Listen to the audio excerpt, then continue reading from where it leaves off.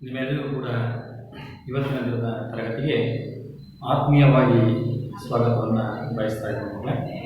ಇವತ್ತಿನ ದಿನದ ತರಗತಿಯಲ್ಲಿ 8ನೇ ತರಗತಿಯ 4ನೇ ಗದ್ಯಭಾಗ NS ಲಕ್ಷ್ಮೀನಾರಾಯಣ ಭಟ್ರು ಬರೆದಿರ್ತಕ್ಕಂತಹ ಸಾರ್ಥಕ ಬದುಕಿನ ಸಾಧಕ ಎನ್ನುವ ಅಧ್ಯಾಯವನ್ನು ನಾವು ಇವತ್ತು ದಿವಸ ತಿಳ್ಕೊಳ್ಳೋಣ.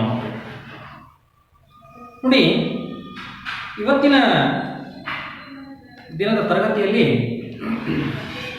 ಒಬ್ಬ ಮಹಾನ್ ಹೆಮ್ಮೆಯ ವ್ಯಕ್ತಿ, ಸಾಹಿತ್ಯದ ಅಗ್ರಗಣ್ಯರಲ್ಲಿ ಒಬ್ಬರು, ಹಾಗೆ ಸೀದಾ ಸಾದ ಸರಳ ವ್ಯಕ್ತಿ, ಜೊತೆಗೆ ನಮ್ಮೆಲ್ಲರಿಗೂ ಕೂಡ ಅಚ್ಚುಮೆಚ್ಚಾಗಿರ್ತಕ್ಕಂತಹ ಒಬ್ಬ ಶ್ರೇಷ್ಠ ವ್ಯಕ್ತಿ ಪರಿಚಯವನ್ನು ನಾವು ಒಂದು ದಿವಸ ನಾವು ಮಾಡ್ಕೊಂಡಿದ್ದೀವಿ ಮಕ್ಕಳೇ.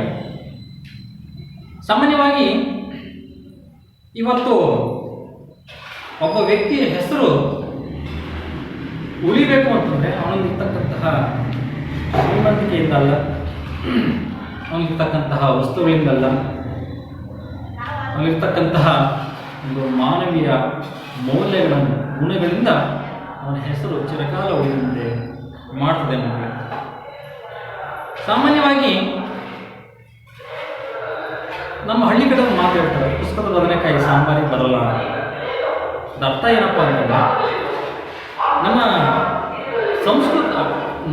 ಸಂಸ್ಕೃತಿಯನ್ನು ಹೊಂದಬೇಕು ಒಬ್ಬ ಮನುಷ್ಯ ಅಂತಂದರೆ ಪುಸ್ತಕದ ಜೊತೆಗೆ ನಾವೆಲ್ಲರೂ ಕೂಡ ಅನುಭವವನ್ನು ಪಡೆಯಬೇಕು, ಲೋಕಜ್ಞಾನವನ್ನು ಪಡೆಯಬೇಕು ಎನ್ನುವ ದೃಷ್ಟಿಯಿಂದ ಅನುಭವಗಳಿಂದ ನಾವು ಸ್ವಾನುಭವಗಳಿಂದ ಪಡೆದು ತನ್ನ ಜೀವನ ಮೌಲ್ಯಗಳನ್ನು ನಾವು ರೂಪಿಸಿಕೊಳ್ಳುವಂತಹ ಒಂದು ಅಂಶಕ್ಕೆ ನಾವು ಒಳಗಾದಾಗ ಮಾತ್ರ ಒಬ್ಬ ಉತ್ತಮ ವ್ಯಕ್ತಿತ್ವವನ್ನು ನಿರ್ಮಾಣ ಮಾಡಿಕೊಳ್ಳಲಿಕ್ಕೆ ಸಾಧ್ಯ ಆಗುತ್ತೆ ಅಂತಕ್ಕಂಥ. ಹಾಗೆ ಇವತ್ತು ಪ್ರವಾಸ ಸಾಹಿತ್ಯ ಏನು ಇದೆ, ಆ ಪ್ರವಾಸ ಸಾಹಿತ್ಯದಿಂದ ನಾವು ಅನೇಕ ಅನುಭವಗಳನ್ನು ಪಡ್ಕೊಂಡು ಒಂದು ಸಾಹಿತ್ಯ ರಚನೆಯನ್ನು ಮಾಡ್ತೀವಿ. ನಾವು ಕನ್ನಡ ಸಾಹಿತ್ಯ ಚರಿತ್ರೆಯನ್ನು ಅಭ್ಯಾಸ ಮಾಡಿದಾಗ ಕನ್ನಡ ಸಾಹಿತ್ಯದ ಅನೇಕ ಪ್ರಕಾರಗಳನ್ನು ನಾವು ಗಮನಿಸ್ತೀವಿ. ಕಾದಂಬರಿಯ ಸಾಹಿತ್ಯ ಪ್ರಕಾರ, ಕವನಗಳು, ಜೊತೆಗೆ ಪ್ರವಾಸ ಸಾಹಿತ್ಯ, ಆತ್ಮಕಥನ, ಜೀವನ ಚರಿತ್ರೆ, ವ್ಯಕ್ತಿ ಪರಿಚಯ, ಹೀಗೆ ಅನೇಕ ಸಾಹಿತ್ಯ ಪ್ರಕಾರಗಳನ್ನು ನಾವು ನೋಡ್ತೀವಿ. ಆತ್ಮ ಚರಿತ್ರೆ ಅಂತಂದರೆ ತನ್ನ ಇಡೀ ಜೀವನದ ದಾತೆಯನ್ನು ಸ್ವತಃ ನಾನೇ ಬರೆಯುವಂತಹ ಒಂದು ಏನು ಅಂಶಗಳಿವೆ, ಸಾಹಿತ್ಯದಿಂದ ಬರೆಯುವಂತಹ ಅಂಶಗಳಿವೆ, ಅದನ್ನು ಆತ್ಮಚರಿತ್ರೆ ಅಂತ ಕರೀತಾರೆ. ಜೀವನ ಚರಿತ್ರೆ ಅಂತಂದರೆ ನಾನು ಅವರನ್ನು ದೂರದಿಂದ ನೋಡಿ ಅವರ ಒಂದು ಜೀವನದ ಬಗ್ಗೆ ತಿಳ್ಕೊಂಡು ಓದಿನಿಂದ ಹತ್ತಿರದಿಂದ ಅವರನ್ನು ನಾವು ಏನು ಸಂದರ್ಶನಗಳನ್ನು ಮಾಡಿ ಅವರ ಬಗ್ಗೆ ಬರೀತಕ್ಕಂತಹ ಏನು ಸಾಹಿತ್ಯ ಇದೆ ಅದನ್ನು ನಾವು ಜೀವನ ಚರಿತ್ರೆ ಅಂತ ಕರಿತೀವಿ. ಇಲ್ಲಿ ವ್ಯಕ್ತಿ ಪರಿಚಯ ಬೇರೆ, ಜೀವನ ಚರಿತ್ರೆಯೇ ಬೇರೆ. ಇಡೀ ವ್ಯಕ್ತಿಯ ವ್ಯಕ್ತಿತ್ವದ ಬಗ್ಗೆ ನಾವು ತನ್ನ ಬರಹದ ಮೂಲಕ ಇಡೀ ಏನು ಸಮಾಜಕ್ಕೆ ತಿಳಿಸುವ ಉದ್ದೇಶದಿಂದ ಏನು ರಚನೆ ಆಗ್ತದೆ ಅದನ್ನು ನಾವು ವ್ಯಕ್ತಿ ಪರಿಚಯ ಅಂತಕ್ಕಂಥ ಒಂದು ಅಂಶವನ್ನು ನಾವು ತಿಳ್ಕೊತೀವಿ ಮಕ್ಕಳು. ಇಲ್ಲಿ NS ಲಕ್ಷ್ಮೀನಾರಾಯಣ ಭಟ್ರು ಬರೆಯತಕ್ಕಂತಹ ಸಾರ್ಥಕ ಬದುಕಿನ ಸಾಧಕ ಅಂತಕ್ಕಂತಹ ಈ ಗದ್ಯಭಾಗ ಇದೆ. ಒಬ್ಬ ಶ್ರೇಷ್ಠ ಹೆಮ್ಮೆಯ, ನಾಡಿನ ಹೆಮ್ಮೆಯ ಶ್ರೇಷ್ಠ ವ್ಯಕ್ತಿಯನ್ನು ನಾವು ಪರಿಚಯ ಮಾಡಿಕೊಳ್ಳುವ ದೃಷ್ಟಿಯಿಂದ ಇವರು ನಮಗೆ ಒಂದು ವ್ಯಕ್ತಿ ಪರಿಚಯವನ್ನು ನಮಗೆ ಈ ಗದ್ಯಭಾಗದಲ್ಲಿ ಇಟ್ಟಿದ್ದಾರೆ ಮಕ್ಕಳು. ಅವರು ಯಾರು ಅನ್ನೋದನ್ನು ನಾವು ಗದ್ಯಭಾಗವನ್ನು ನೋಡುವಾಗ ತಿಳ್ಕೋಣ. ಮೊದಲನೇದಾಗಿ ಈ ಗದ್ಯಭಾಗವನ್ನು ಬರೀತಕ್ಕಂತಹ ಲೇಖಕರ ಬಗ್ಗೆ, ಆಶಯಗಳ ಬಗ್ಗೆ, ಈ ಗದ್ಯಭಾಗದಲ್ಲಿ ಬರ್ತಕ್ಕಂತಹ ಕಠಿಣ ಪದಗಳ ಅರ್ಥಗಳ ಬಗ್ಗೆ ನಾವು ಇವತ್ತು ದಿವಸ ತಿಳ್ಕೊಳ್ಳೋಣ ಮಕ್ಕಳೇ. ಈ ಬೋರ್ಡನ್ನು ಗಮನಿಸಿ ನೀವು. ಪ್ರಥಮ ಭಾಷೆ ಕನ್ನಡ, ತರಗತಿ 8, ಗದ್ಯಭಾಗ 4, ಸಾರ್ಥಕ ಬದುಕಿನ ಸಾಧಕ. ಕೃತಿಕಾರರ ಪರಿಚಯ. NS ಲಕ್ಷ್ಮೀನಾರಾಯಣ ಭಟ್ರು ಜನಿಸಿರ್ತಕ್ಕಂತಹ ಕಾಲ 29/10/1936. ಎನ್ ಎಸ್ ಲಕ್ಷ್ಮೀನಾರಾಯಣ ಭಟ್ರ ತಂದೆ ಹೆಸರು ಶಿವರಾಮ ಭಟ್ಟ, ತಾಯಿ ಹೆಸರು ಮೂಕಾಂಬಿಕೆ. ಎನ್ ಎಸ್ ಲಕ್ಷ್ಮೀನಾರಾಯಣ ಭಟ್ಟ ಬರೆದಿರ್ತಕ್ಕಂಥ ಅವರ ತಂದೆ ತಾಯಿಗಳು ಯಾರ್ಯಾರು ಅಂತಂದ್ರೆ ಶಿವರಾಮ ಭಟ್ಟ ತಂದೆ, ತಾಯಿ ಮೂಕಾಂಬಿಕೆ ಅಂತಕ್ಕಂಥ. ಎನ್ ಎಸ್ ಲಕ್ಷ್ಮೀನಾರಾಯಣ ಭಟ್ರು ಬರೆದಿರ್ತಕ್ಕಂತಹ ಅನೇಕ ಕೃತಿಗಳನ್ನು ನಾವು ನೋಡೋದಾದ್ರೆ ಅದರಲ್ಲಿ ಮುಖ್ಯವಾಗಿ ಇವರ ಕವನ ಸಂಕಲನಗಳಲ್ಲಿ ವೃತ್ತ, ಚಿತ್ರಕೂಟ ಅಂತಕ್ಕಂಥದ್ದು, ಸುಳಿ ಅಂತಕ್ಕಂಥದ್ದು, ಹಾಗೆ ಇವರು ರಚನೆ ಮಾಡಿದ ಧ್ವನಿ ಸುಳಿಗಳು ಯಾವಪ್ಪ ಅಂತಂದ್ರೆ ಒಂದು ಭಾವ ಸಂಗಮ, ಪ್ರೇಮಧಾರೆ, ಹಾಗೆ ಮಕ್ಕಳ ಧ್ವನಿ ಸುಳಿಗಳನ್ನು ನೋಡುವ ನಂದನ, ಕಿನ್ನರಿ, ಕಿಶೋರಿ. ಇವರೊಂದು ಕೃತಿನ ಬರೆದರೆ ಸಾಹಿತ್ಯ ರತ್ನ ಸಂಪುಟ ಅಂತೇಳಿ ಇದು ಅನೇಕ ಸಾಹಿತ್ಯ ಸಾಧಕರ ಒಂದು ಜೀವನ ಘಟನೆಗಳನ್ನ ಒಳಗೊಂಡಿರತಕ್ಕಂತಹ ಪುಸ್ತಕ ಮಕ್ಕಳೇ. ಪ್ರಸ್ತುತ ಏನು ಗದ್ಯ ಭಾಗ ಇದೆ, ಸಾರ್ಥಕ ಬದುಕಿನ ಸಾಧಕ ಅಂತಕ್ಕಂತಹ ಗದ್ಯ ಭಾಗ ಇದೆ.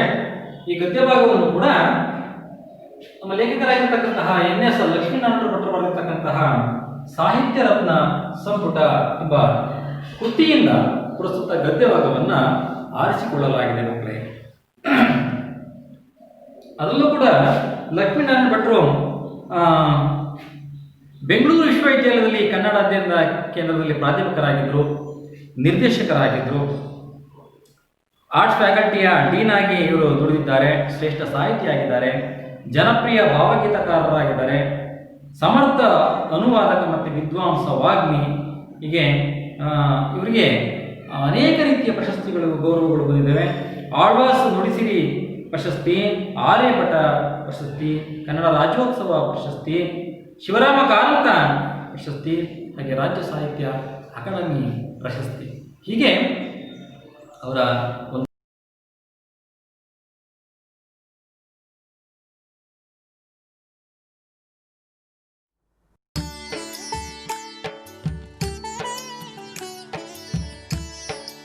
ಡಾಕ್ಟರ್ ಎನ್ ಎಸ್ ಲಕ್ಷ್ಮೀನಾರಾಯಣ ಭಟ್ಟರು ಕನ್ನಡದ ಪ್ರಸಿದ್ಧ ಕವಿಗಳಲ್ಲಿ ಒಬ್ಬರು.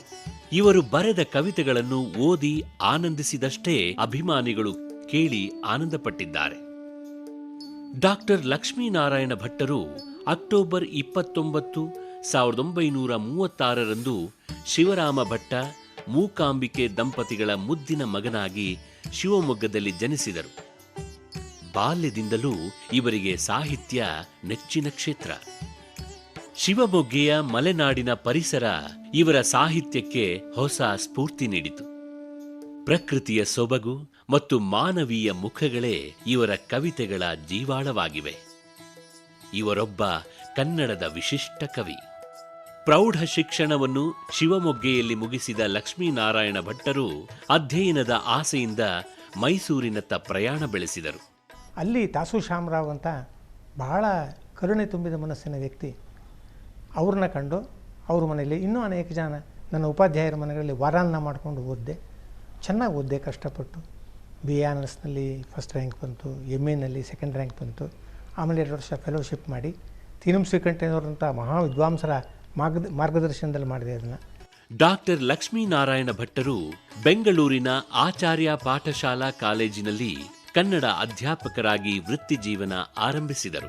ಬೆಂಗಳೂರು ವಿಶ್ವವಿದ್ಯಾಲಯದ ಸ್ನಾತಕೋತ್ತರ ವಿಭಾಗದ ಅಧ್ಯಾಪಕರಾಗಿ ಕೆಲವು ವರ್ಷಗಳ ಕಾಲ ಸೇವೆ ಸಲ್ಲಿಸಿದರು.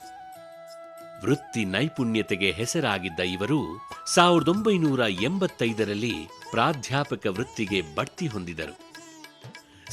1986ರಲ್ಲಿ ಬೆಂಗಳೂರು ವಿಶ್ವವಿದ್ಯಾಲಯದ ಕನ್ನಡ ಅಧ್ಯಯನ ಕೇಂದ್ರದ ನಿರ್ದೇಶಕರಾದರು. ಆಧುನಿಕ ಕನ್ನಡ ಕಾವ್ಯದಲ್ಲಿ ಪ್ರತಿಮಾ ದೃಷ್ಟಿ ಎಂಬ ಮಹಾಪ್ರಬಂಧವನ್ನು ಮಂಡಿಸಿ ಡಾಕ್ಟರೇಟ್ ಪದವಿ ಪಡೆದುಕೊಂಡರು. 1990ರಲ್ಲಿ ಬೆಂಗಳೂರು ವಿಶ್ವವಿದ್ಯಾಲಯದ ಆರ್ಟ್ ಫ್ಯಾಕಲ್ಟಿ ಡೀನ್ ಆಗಿ ಕೆಲಸ ನಿರ್ವಹಿಸಿದರು. ಇವರು ಬೆಂಗಳೂರು ವಿಶ್ವವಿದ್ಯಾಲಯದ ಸಿಂಡಿಕೇಟ್ ಅಕಾಡೆಮಿಕ್ ಕೌನ್ಸಿಲ್ ಸೆನೆಟ್ ಸದಸ್ಯರಾಗಿಯೂ ಸಮರ್ಥವಾಗಿ ಕಾರ್ಯನಿರ್ವಹಿಸಿದ್ದಾರೆ. ಡಾಕ್ಟರ್ ಲಕ್ಷ್ಮೀನಾರಾಯಣ ಭಟ್ಟರು ಕಾವ್ಯ ರಚನೆ ಮಾಡುತ್ತಲೇ ವಿಮರ್ಶೆ, ನಾಟಕ, ಅನುವಾದ, ಸಂಪಾದನೆ, ಶಿಶು ಸಾಹಿತ್ಯ ಸೇರಿದಂತೆ ವಿವಿಧ ಸಾಹಿತ್ಯ ಪ್ರಕಾರಗಳಲ್ಲಿ ಸೇವೆ ಸಲ್ಲಿಸಿದ್ದಾರೆ. ನಿವೃತ್ತಿ ಆದ ಮೇಲೆ ಪ್ರವೃತ್ತಿಯಾಗಿ ಬೆಳೆಸಿಕೊಂಡಿದ್ದ ಸಾಹಿತ್ಯ ಕ್ಷೇತ್ರವನ್ನು ಇನ್ನಷ್ಟು ಶ್ರೀಮಂತಗೊಳಿಸಲು ಇವರು ಎಡಬಿಡದೆ ಶ್ರಮಿಸುತ್ತಿದ್ದಾರೆ. ಸದ್ಯ ಬೆಂಗಳೂರಿನಲ್ಲಿ ನೆಲೆಸಿರುವ ಇವರು ಇಂದಿಗೂ ಸಾಹಿತ್ಯಿಕ ಕಾರ್ಯಗಳಲ್ಲಿ ತಮ್ಮನ್ನು ತೊಡಗಿಸಿಕೊಂಡಿದ್ದಾರೆ. ಡಾಕ್ಟರ್ ಲಕ್ಷ್ಮೀನಾರಾಯಣ ಭಟ್ಟರು ಕನ್ನಡ ಸಾಹಿತ್ಯ ಕ್ಷೇತ್ರದಲ್ಲಿ ತಮ್ಮದೇ ಆದ ಛಾಪು ಮೂಡಿಸಿದ್ದಾರೆ. ಸಂವೇದನ, ಬೇಲಿಯಾಚೆಯ ಹೂವು, ವೃತ್ತ ಮತ್ತು ಸುಳಿ, ಬಂದೆ ಬರತಾವ ಕಾಲ, ದೀಪಿಕಾ, ಬಾರೋ ವಸಂತ, ಹೊಳೆ ಸಾಲಿನ ಮರ, ನೀಲಾಂಜನ ಮುಂತಾದ ಕಾವ್ಯ ಸಂಕಲನಗಳು ಇವರ ಸಾಹಿತ್ಯ ಶ್ರೀಮಂತಿಕೆಗೆ ಸಾಕ್ಷಿಯಾಗಿವೆ. ಅನುವಾದ ಸಾಹಿತ್ಯದಲ್ಲೂ ಇವರದು ಎತ್ತಿದ ಕೈ. ನಾನು ಮಾಡಿರುವ ಅನುವಾದದ ಕೃತಿಗಳಂತೂ ನನಗೆ ಬಹಳ ಮೆಚ್ಚುಗೆ. ನಾನು ಶೇಕ್ಸ್ಪಿಯರ್ನ 100 ಸಾನೆಟ್ಗಳನ್ನು, ಯೇಟ್ಸ್ ಕವಿಯ 50 ಕವಿತೆಗಳನ್ನು, ಎಲಿಯಟ್ನ ಮೇಜರ್ ಕವಿತೆಗಳನ್ನ ಮಾಡಿದರು. 3 ಜನ ಬಹಳ ದೊಡ್ಡವರು ಪಾಶ್ಚಾತ್ಯ ಜಗತ್ತಿನಲ್ಲಿ. ಆ ಪದ್ಯಗಳನ್ನ ಮತ್ತೆ ಮತ್ತೆ ಪ್ರೀತಿಯಿಂದ ಅಭ್ಯಾಸ ಮಾಡಿಲ್ಲ ಮಾಡಿ ಅನುವಾದ ಮಾಡೋಕ್ಕೆ ಹೊರಟೆ. ಅನುವಾದ ಮಾಡೋದು ಅಂದ್ರಂತೂ ತನಕ ಹೋಗಿರ್ಬೇಕು, ನಾವಿಲ್ಲಿ ಅನುವಾದ ಮಾಡೋಕ್ಕಾಗಲ್ಲ. ಅದನ್ನೆಲ್ಲರೂ ಮೆಚ್ಚಿದ್ದಾರೆ. ಆ 3ರಂತೂ ಇವು ಕನ್ನಡಕ್ಕೆ ವರದಾನಗಳು ಅಂತ ಹೇಳಿದ್ದಾರೆ. ಅಡಿಗರು ಇದಕ್ಕಿಂತ ಹೆಚ್ಚು ಉತ್ತಮವಾಗಿ ಈ ಅನುವಾದವನ್ನು ಮಾಡೋಕ್ಕೆ ಸಾಧ್ಯವಿರಲಿಲ್ಲ ಅಂತ ನಾನು ಶೇಕ್ಸ್ಪಿಯರ್ ಸಾನೆಟ್ಸ್ ಬಗ್ಗೆ ಬರೆದಿದ್ದಾರೆ. ಇದೆಲ್ಲ ನನಗೆ ಭಾಳ ಖುಷಿ ಕೊಡುವಂಥದ್ದು. ನಂಗೆ ನಿಜವಾಗಿ ತುಂಬ ಸಂತೋಷ ಕೊಡೋ ಮಾತುಗಳು ಅಂದರೆ ದೊಡ್ಡವರು ನನ್ನ ಬಗ್ಗೆ ಆಡಿರುವ ಮೆಚ್ಚುಗೆಯ ಮಾತುಗಳು. ಅದೇ ಎಲ್ಲಕ್ಕಿಂತ ದೊಡ್ಡ ವಿಧಿ ಅಂತ ನಾನು ಭಾವಿಸಿದ್ದೀನಿ. ನಂದನ, ಸತ್ಯವೇ ನಮ್ಮ ತಾಯಿ ತಂದೆ, ಕಿನ್ನರ ಲೋಕ, ಬಾಳ ಒಳ್ಳೆಯವರು ನಮ್ಮಿಸ್ಸು, ಕಿಶೋರಿ ಮುಂತಾದ ಶಿಶುಗೀತೆಗಳು ಕ್ಯಾಸೆಟ್ಟು ಮತ್ತು ಸಿಡಿ ರೂಪದಲ್ಲಿ ಬಹಳ ಜನಪ್ರಿಯವಾಗಿವೆ. ಭಾಳ ಒಳ್ಳೆಯವರು ನಮ್ಮಿಸ್ಸು, ಏನು ಹೇಳಿದ್ರು ಎಸ್ಸು, ನಗ್ತಾ ನಗ್ತಾ ಮಾತಾಡ್ತಾರೆ, ಸ್ಕೂಲಿಗೆಲ್ಲ ಫೇಮಸ್ಸು, ಸ್ಕೂಲಿಗೆಲ್ಲ ಫೇಮಸ್ಸು. ನಮ್ಮ ಸ್ಕೂಲ್ ಅಂತ ಸ್ಕೂಲ್ ಇಲ್ಲ, ನಮ್ಮ ಮಿಸ್ ಅಂತ ಮಿಸ್ ಇಲ್ಲ, ಅಮ್ಮನ ಹಾಗೆ ಅವರೋನು ಬಿಟ್ಟು ಬರಕ್ಕೇ ಮನಸ್ಸಿಲ್ಲ. ವಿವೇಚನ, ಅನನ್ಯ, ಪರಸ್ಪರ ಮತ್ತು ಕಾವ್ಯಶೋಧನ ಇವರ ವಿಮರ್ಶಾ ಸಾಹಿತ್ಯಕ್ಕೆ ಸಾಕ್ಷಿ. ಕನ್ನಡದ ಮೊದಲ ಕವಿಸಂತ ಶಿಶುನಾಳ ಶರೀಫರ ಕವಿತೆಗಳನ್ನು ಇವರು ಸಂಪಾದನೆ ಮಾಡಿ ಕನ್ನಡ ಸಾಹಿತ್ಯಕ್ಕೆ ನೀಡಿದ್ದಾರೆ. ಇಸ್ಪೀಟ್ ರಾಜ್ಯ, 12th ನೈಟ್, ಮೃಚ್ಛಕಟಿಕ, ಧ್ರುವಚರಿತೆ ಇವರು ಮಾಡಿದ ನಾಟಕನುವಾದಗಳಾದರೆ, ಇವರೇ ರಚಿಸಿದ ಸ್ವತಂತ್ರ ಗೀತ ನಾಟಕ ಊರ್ವಶಿ ಪ್ರಸಿದ್ಧಿ ಪಡೆದಿದೆ. ಇವರ ಸಾಹಿತ್ಯ ಸೇವೆಯನ್ನು ಮೆಚ್ಚಿ ಅನೇಕ ಪ್ರಶಸ್ತಿ ಮತ್ತು ಪುರಸ್ಕಾರಗಳು ಇವರನ್ನು ಅರಸಿ ಬಂದಿವೆ. ನಂತರ ಚಿನ್ನದ ಹಕ್ಕಿ ಕೃತಿಗಳಿಗೆ ರಾಜ್ಯ ಸಾಹಿತ್ಯ ಅಕಾಡೆಮಿ ಬಹುಮಾನ ಬಂದಿದೆ. ದೆಹಲಿಯಲ್ಲಿ ಜರುಗಿದ ಆಕಾಶವಾಣಿ ಕವಿ ಸಮ್ಮೇಳನಕ್ಕೆ ಆಯ್ಕೆ, ದಾವಣಗೆರೆ ಸಾಹಿತ್ಯ ಸಮ್ಮೇಳನದ ಕವಿಗೋಷ್ಠಿ ಉದ್ಘಾಟನೆ, ಮಡಿಕೇರಿ ಹಾಗೂ ಮಂಡ್ಯದಲ್ಲಿ ಜರುಗಿದ ಜಿಲ್ಲಾ ಸಾಹಿತ್ಯ ಸಮ್ಮೇಳನಗಳ ಕವಿಗೋಷ್ಠಿ ಅಧ್ಯಕ್ಷತೆ ಮೊದಲಾದ ಗೌರವಗಳು ಇವರಿಗೆ ಸಂದಿವೆ. ಅಲ್ಲದೆ ಇವರು ಜ್ಞಾನಪೀಠ ಪ್ರಶಸ್ತಿ ವಿಜೇತ ಡಾಕ್ಟರ್ ಶಿವರಾಮ ಕಾರಂತ ಪ್ರಶಸ್ತಿ ಪಡೆದ ಮೊದಲಿಗರು. ಡಾಕ್ಟರ್ NS ಲಕ್ಷ್ಮೀನಾರಾಯಣ ಭಟ್ಟರಿಗೆ ಪ್ರತಿಷ್ಠಿತ ಡಾಕ್ಟರ್ ಮಾಸ್ತಿ ಪ್ರಶಸ್ತಿ ಮತ್ತು ಕರ್ನಾಟಕ ರಾಜ್ಯೋತ್ಸವ ಪ್ರಶಸ್ತಿಗಳೂ ದೊರೆತಿವೆ. ಡಾಕ್ಟರ್ NS ಲಕ್ಷ್ಮೀನಾರಾಯಣ ಭಟ್ಟರದು ಬಹುಮುಖ ವ್ಯಕ್ತಿತ್ವ. ಇವರು ರಚಿಸಿದ ಅದೆಷ್ಟೋ ಗೀತೆಗಳು ಇಂದು ಜನಮಾನಸದಲ್ಲಿ ಅಚ್ಚಳಿಯದಂತೆ ಬೇರೂರಿ ನಿಂತಿವೆ. ಹೆಸರಾಂತ ಗಾಯಕರಾದ ಶಿವಮೊಗ್ಗ ಸುಬ್ಬಣ್ಣ, ಮೈಸೂರು ಅನಂತಸ್ವಾಮಿ ಹಾಗೂ ಸಿ ಅಶ್ವತ್ಥರ ಸುಗಮ ಸಂಗೀತದ ಮೂಲಕ ಜನಪ್ರಿಯವಾಗಿವೆ. ಒಟ್ಟಾರೆಯಾಗಿ ಸರಳ ನಿರಾಳ ವ್ಯಕ್ತಿತ್ವದ ಕವಿ ಲಕ್ಷ್ಮೀನಾರಾಯಣ ಭಟ್ಟರು ತಮ್ಮ ವಿಶಿಷ್ಟ ಸಾಹಿತ್ಯದ ಮೂಲಕ ಕನ್ನಡ ಸಾಹಿತ್ಯದಲ್ಲಿ ದೊಡ್ಡ ಶಕ್ತಿಯಾಗಿ ನಿಂತಿದ್ದಾರೆ.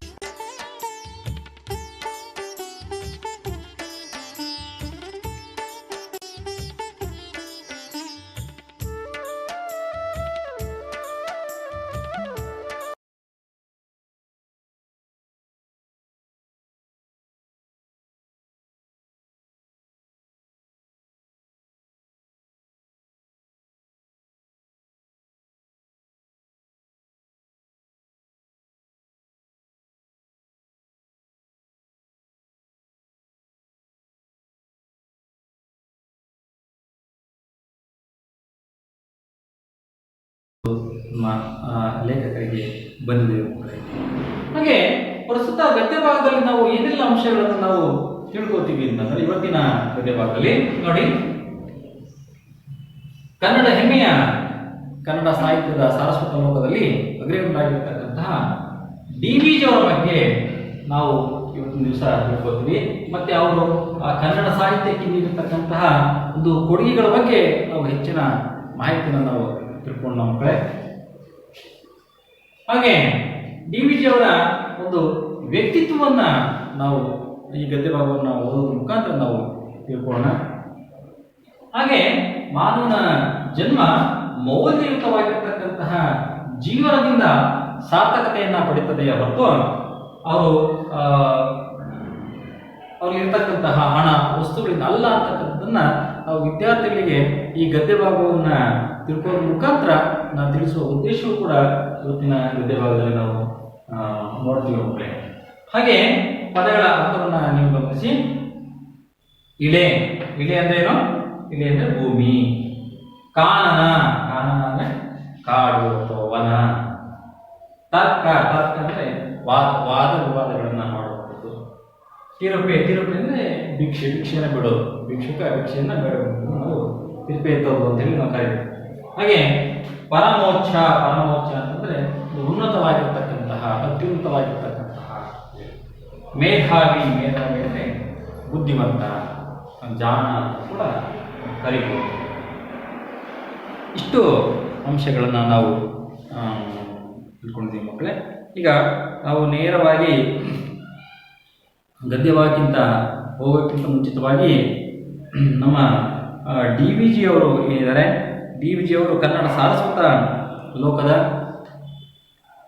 ಮತ್ತು ಕನ್ನಡ ನಾಡಿನಲ್ಲಿ ಒಂದು ಅನೇಕ ಸತ್ಪುರುಷರು ಏನು ಜನಿಸಿದರೆ ಅದರಲ್ಲಿ ಡಿ ವಿ ಜಿಯು ಕೂಡ ಒಬ್ಬರು. ಮತ್ತು ಆದರ್ಶ ವ್ಯಕ್ತಿತ್ವದಲ್ಲಿ ಸುಸಂಸ್ಕೃತರಾಗಿ ಸಮಾಜದಲ್ಲಿ ಅವರ ಬರಹದಲ್ಲಿ ಹೆಚ್ಚಿನ ರೀತಿ ಗುರುತಿಸಿಕೊಂಡಂಥವರು. ಅನೇಕ ಶ್ರೇಷ್ಠ ಕೃತಿಗಳನ್ನು ಕೂಡ ಬರೆದಂಥ ಮಹಾನ್ ವ್ಯಕ್ತಿ. ಹಾಗೆ ಇವರು ಒಂದು ಸಾಮಾನ್ಯ ಮನುಷ್ಯರಾಗಿ ಇಡೀ ಸಮಾಜಕ್ಕೆ, ಸಮಾಜವನ್ನು ತಿದ್ದುವ ದೃಷ್ಟಿಯಿಂದ ಮತ್ತು ಓದುಗರಿಗೆ ಹೆಚ್ಚು ಇಷ್ಟ ಆಗುವಂತಹ ಒಬ್ಬ ವ್ಯಕ್ತಿಯಾಗಿ ಕನ್ನಡ ಸಾಹಿತ್ಯದಲ್ಲಿ ಗುರುತಿಸಿಕೊಂಡಿದ್ದಾರೆ ಮಕ್ಕಳೇ.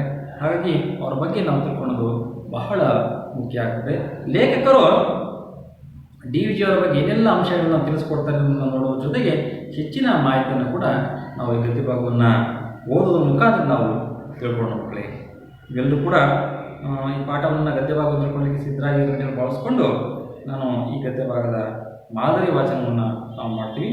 ಸಂಖ್ಯೆ 32, ಗದ್ಯ ಭಾಗ 4, ಸಾರ್ಥಕ ಬದುಕಿನ ಸಾಧಕ. ನೋಡ್ಕೊಳ್ಳಿ. ಡಿ ವಿ ಜಿ ಅವರು ತಮ್ಮೊಡನೆ ಮಾತು ನಿಲ್ಲಿಸಿಬಿಟ್ಟರೆಂದು ದಿವಾನ್ ಮಿರ್ಜಾ ಸಾಹೇಬರಿಗೆ ಕಳವಳವಾಗಿ ಹೋಗಿತ್ತು. ಆಪ್ತರೆದುರು ಅದನ್ನು ತೋಡಿಕೊಂಡರು. ತಮ್ಮದು ಏನೂ ತಪ್ಪಿಲ್ಲ ಎಂದರು.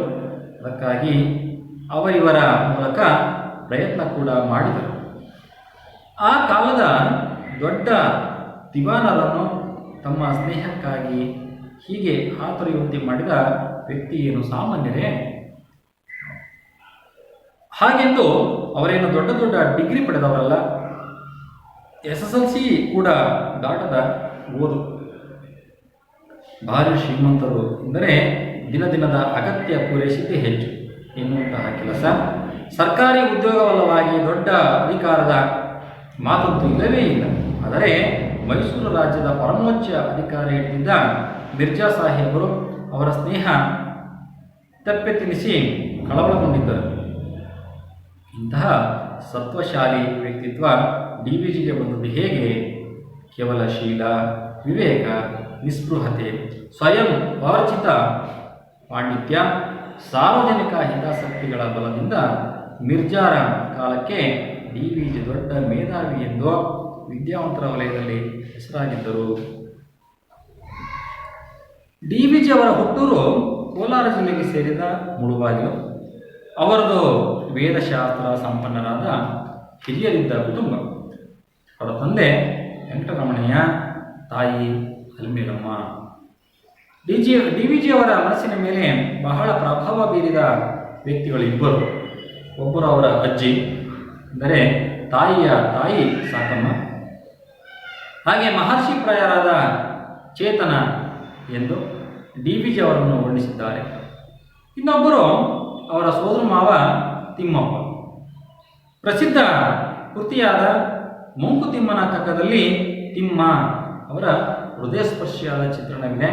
ಆ ಚಿತ್ರಣಕ್ಕೆ ಆಧಾರವಾದ ವ್ಯಕ್ತಿತ್ವ ಈ ತಿಮ್ಮಪ್ಪನವರದೇ. DVಜಿ ಮುಳುಬಾಗಿಲಿನ ಆಂಗ್ಲೋ ವರ್ನಾಕ್ಯುಲರ್ ಶಾಲೆಯಲ್ಲಿ ಲೋವರ್ ಸೆಕೆಂಡರಿ ಶಿಕ್ಷಣವನ್ನು ಪೂರ್ಣಗೊಳಿಸಿದರು. ಮುಂದಿನ ಓದಿಗೆ ಬೇರೆ ಊರಿಗೆ ಹೋಗಬೇಕು, ಆದರೆ ಹಣದ ಅನುಕೂಲವಿಲ್ಲ. ಓದು ಇಲ್ಲಿಗೆ ಸಾಕು ಎಂದು ತಂದೆ ಅಜ್ಜಿ ತೀರ್ಮಾನಿಸಿದರು. ಆದರೆ DVಜಿಯವರು ಭಾಗ್ಯ ಎಂಬಂತೆ ಅವರ ಸಹಾಯಕ್ಕೆ ಬಂದವನು ರಸೂಲ್ ಖಾನ್. ಆತನೊಬ್ಬ ಬಂಡಿ ಹೊಡೆಯುವ ವ್ಯಕ್ತಿ, ಬಡವ, ಪ್ರಾಮಾಣಿಕ. DVಜಿ ಅವರ ತಂದೆಗೆ ಬೇಕಾಗಿದ್ದವನು. ಗುಂಡಣ್ಣ ತುಂಬ ಚುರುಕಾದ ಹುಡುಗ, ಮುಂದೆ ಓದಲೇಬೇಕು ಅಂತ ರಸೂಲ್ ಖಾನ್ ಹಠ ಹಿಡಿದು ಬಿಟ್ಟ. ಇವೆಲ್ಲ ಏನಾದರೂ ಹೇಳಿ ಅವನ್ನ ತನ್ನ ಬಂಡಿಯಲ್ಲಿ ಕೂರಿಸಿಕೊಂಡು ಬೋರಿಂಗ್ ಪೇಟೆ ಅಂದರೆ ಇವತ್ತಿನ ಬಂಗಾರಪೇಟೆಗೆ ಹೋಗ್ತೀನಿ, ಬೆಂಗಳೂರಿನ ರೈಲಿನಲ್ಲಿ ಕೂರಿಸಿ ಟಿಕೆಟ್ ಕೊಡಿಸಿ ₹1 ಕೈ ಖರ್ಚಿಗೆ ಕೊಟ್ಟು ಬಿಡ್ತೀನಿ, ಅವನು ಓದು ಮಾತ್ರ ನಡೆಯಲೇಬೇಕು. ರಸೂಲ್ ಖಾನನ ಈ ನಿರ್ಧಾರ ಎಲ್ಲರನ್ನು ದಂಗುಬಡಿಸಿತು. ಎಲ್ಲ ಅವನು ಹೇಳಿದಂತೆಯೇ ನಡೆಯಿತು. DVಜಿ ಬೆಂಗಳೂರನ್ನು ಕಂಡದ್ದು ಹೀಗೆ, ರಸೂಲ್ ಖಾನನ ದಯೆಯಿಂದ. ಇಷ್ಟು ಇವತ್ತಿನ ತರಗತಿಯಲ್ಲಿ ಇರಲಿ ಮಕ್ಕಳೇ. ಮುಂದಿನ ತರಗತಿಯಲ್ಲಿ ಈ ಗದ್ಯ ಭಾಗವನ್ನು ಮತ್ತೊಂದಿಷ್ಟು ಹೆಚ್ಚಿನ ಓದಿನೊಂದಿಗೆ ನಾವು ಗಮನಿಸೋಣ. ನಿಮಗೆ ಮೊದಲನೇ ಹೇಳ್ತಾ ಇದ್ದೆ, ಈ ಗದ್ಯಭಾಗ ಸಾರ್ಥಕ ಬದುಕಿನ ಸಾಧಕ ಅಂತ ಹೇಳಿ ಶೀರ್ಷಿಕೆ ಅಡಿಯಲ್ಲಿರ್ತಕ್ಕಂಥದ್ದು. ಖಂಡಿತವಾಗಿಯೂ ಕೂಡ ಒಬ್ಬ ಶ್ರೇಷ್ಠ ಸಾಧಕನ ಪರಿಚಯವನ್ನು ಇವತ್ತಿನ ದಿವಸ ನಾವು ಈ ಗದ್ಯಭಾಗದಲ್ಲಿ ನಮಗೆ ಲೇಖಕರು ಮಾಡಿಕೊಟ್ಟಿದ್ದಾರೆ ಮಕ್ಕಳೇ. DVಜಿ ಅಂತಂದರೆ ಕನ್ನಡ ಸಾಹಿತ್ಯ ಕ್ಷೇತ್ರದಲ್ಲಿ ಅದ್ವಿತೀಯ, ಅಗ್ರಮಾನ್ಯ, ಹಾಗೆ ಅವರ ಬರಹವನ್ನು ಆಡುಮುಟ್ಟದ ಸೊಪ್ಪಿಲ್ಲ ಎನ್ನುವಂತೆ ಎಲ್ಲ ವಿಷಯವನ್ನು ಒಳಗೊಂಡಿರ್ತಕ್ಕಂಥದ್ದು. ಅದರಲ್ಲೂ ಕೂಡ ಅವರ ಮಂಕುತಿಮ್ಮನ ಕಗ್ಗ ಕೃತಿ ಏನಿದೆ, ಆ ಮಂಕುತಿಮ್ಮನ ಕಗ್ಗ ಕೃತಿ ಕನ್ನಡ ಸಾಹಿತ್ಯದ ಭಗವದ್ಗೀತೆಯಿಂದನೇ ನಾವು ಅದನ್ನು ಕರೆಯುವಂತಹ ಒಂದು ವಾಡಿಕೆ ಇದೆ ಮಕ್ಕಳೇ. ಅದನ್ನು ಓದ್ತಾ ಇದ್ದರೆ ನಿಮಗೆ ಇಡೀ ಜೀವನದ ವ್ಯಕ್ತಿತ್ವದ ಪರಿಚಯ ಒಳಗೊಂಡಿರ್ತಕ್ಕಂಥದ್ದು, ಅದರ ಬಗ್ಗೆ ಕೆಲವೊಂದು ಅಂಶಗಳನ್ನು ತಿಳ್ಕೊಳ್ಳುವಂಥದ್ದು, ತಮ್ಮ ವ್ಯಕ್ತಿತ್ವಕ್ಕೆ ಅಳವಡಿಸಿಕೊಳ್ಳುವ ಅನೇಕ ಮಹಾನ್ ಅಂಶಗಳು ಅದರಲ್ಲಿ ಇದೆ ಮಕ್ಕಳೇ. ಖಂಡಿತ ಸಿಕ್ಕರೆ ಆ ಪುಸ್ತಕವನ್ನು ಒಮ್ಮೆ ಓದುವಂತಹ ಪ್ರಯತ್ನವನ್ನು ಮಾಡಿ ಅಂತೇಳಿ ಹೇಳ್ತಾ, DVಜಿ ಅವರ DVಜಿ ಅಂತಂದರೆ ದೇವನಹಳ್ಳಿ ವೆಂಕಟರಮಣಯ್ಯ ಗುಂಡಪ್ಪ ಅಂತಕ್ಕಂಥದ್ದು ಪೂರ್ಣ ಹೆಸರು. DVಜಿ ದೇವನಹಳ್ಳಿ ವೆಂಕಟರಮಣಯ್ಯ ಗುಂಡಪ್ಪ ಅಂತ.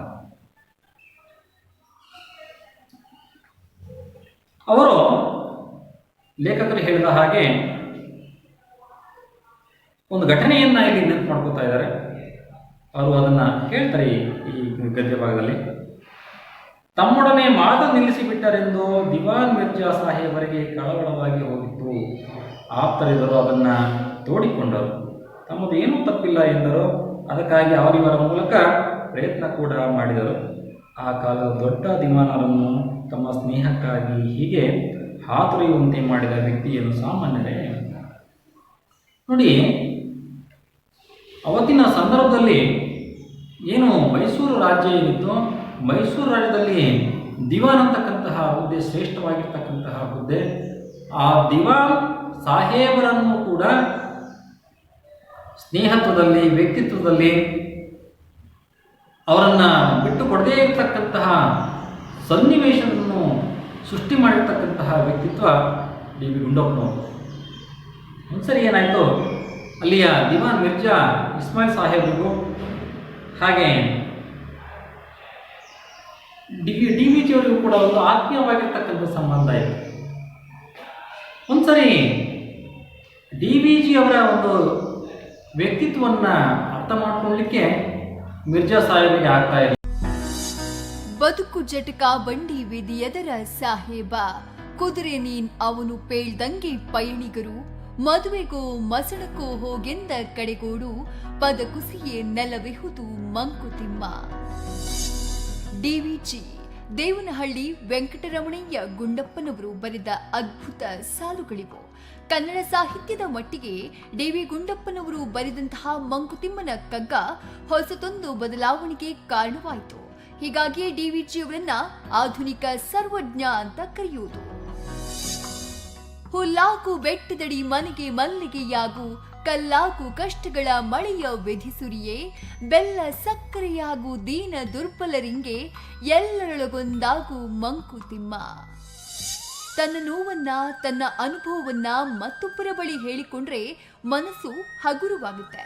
ಅದು ಕಗ್ಗದಿಂದ ಸಾಧ್ಯವಾಗಿದೆ.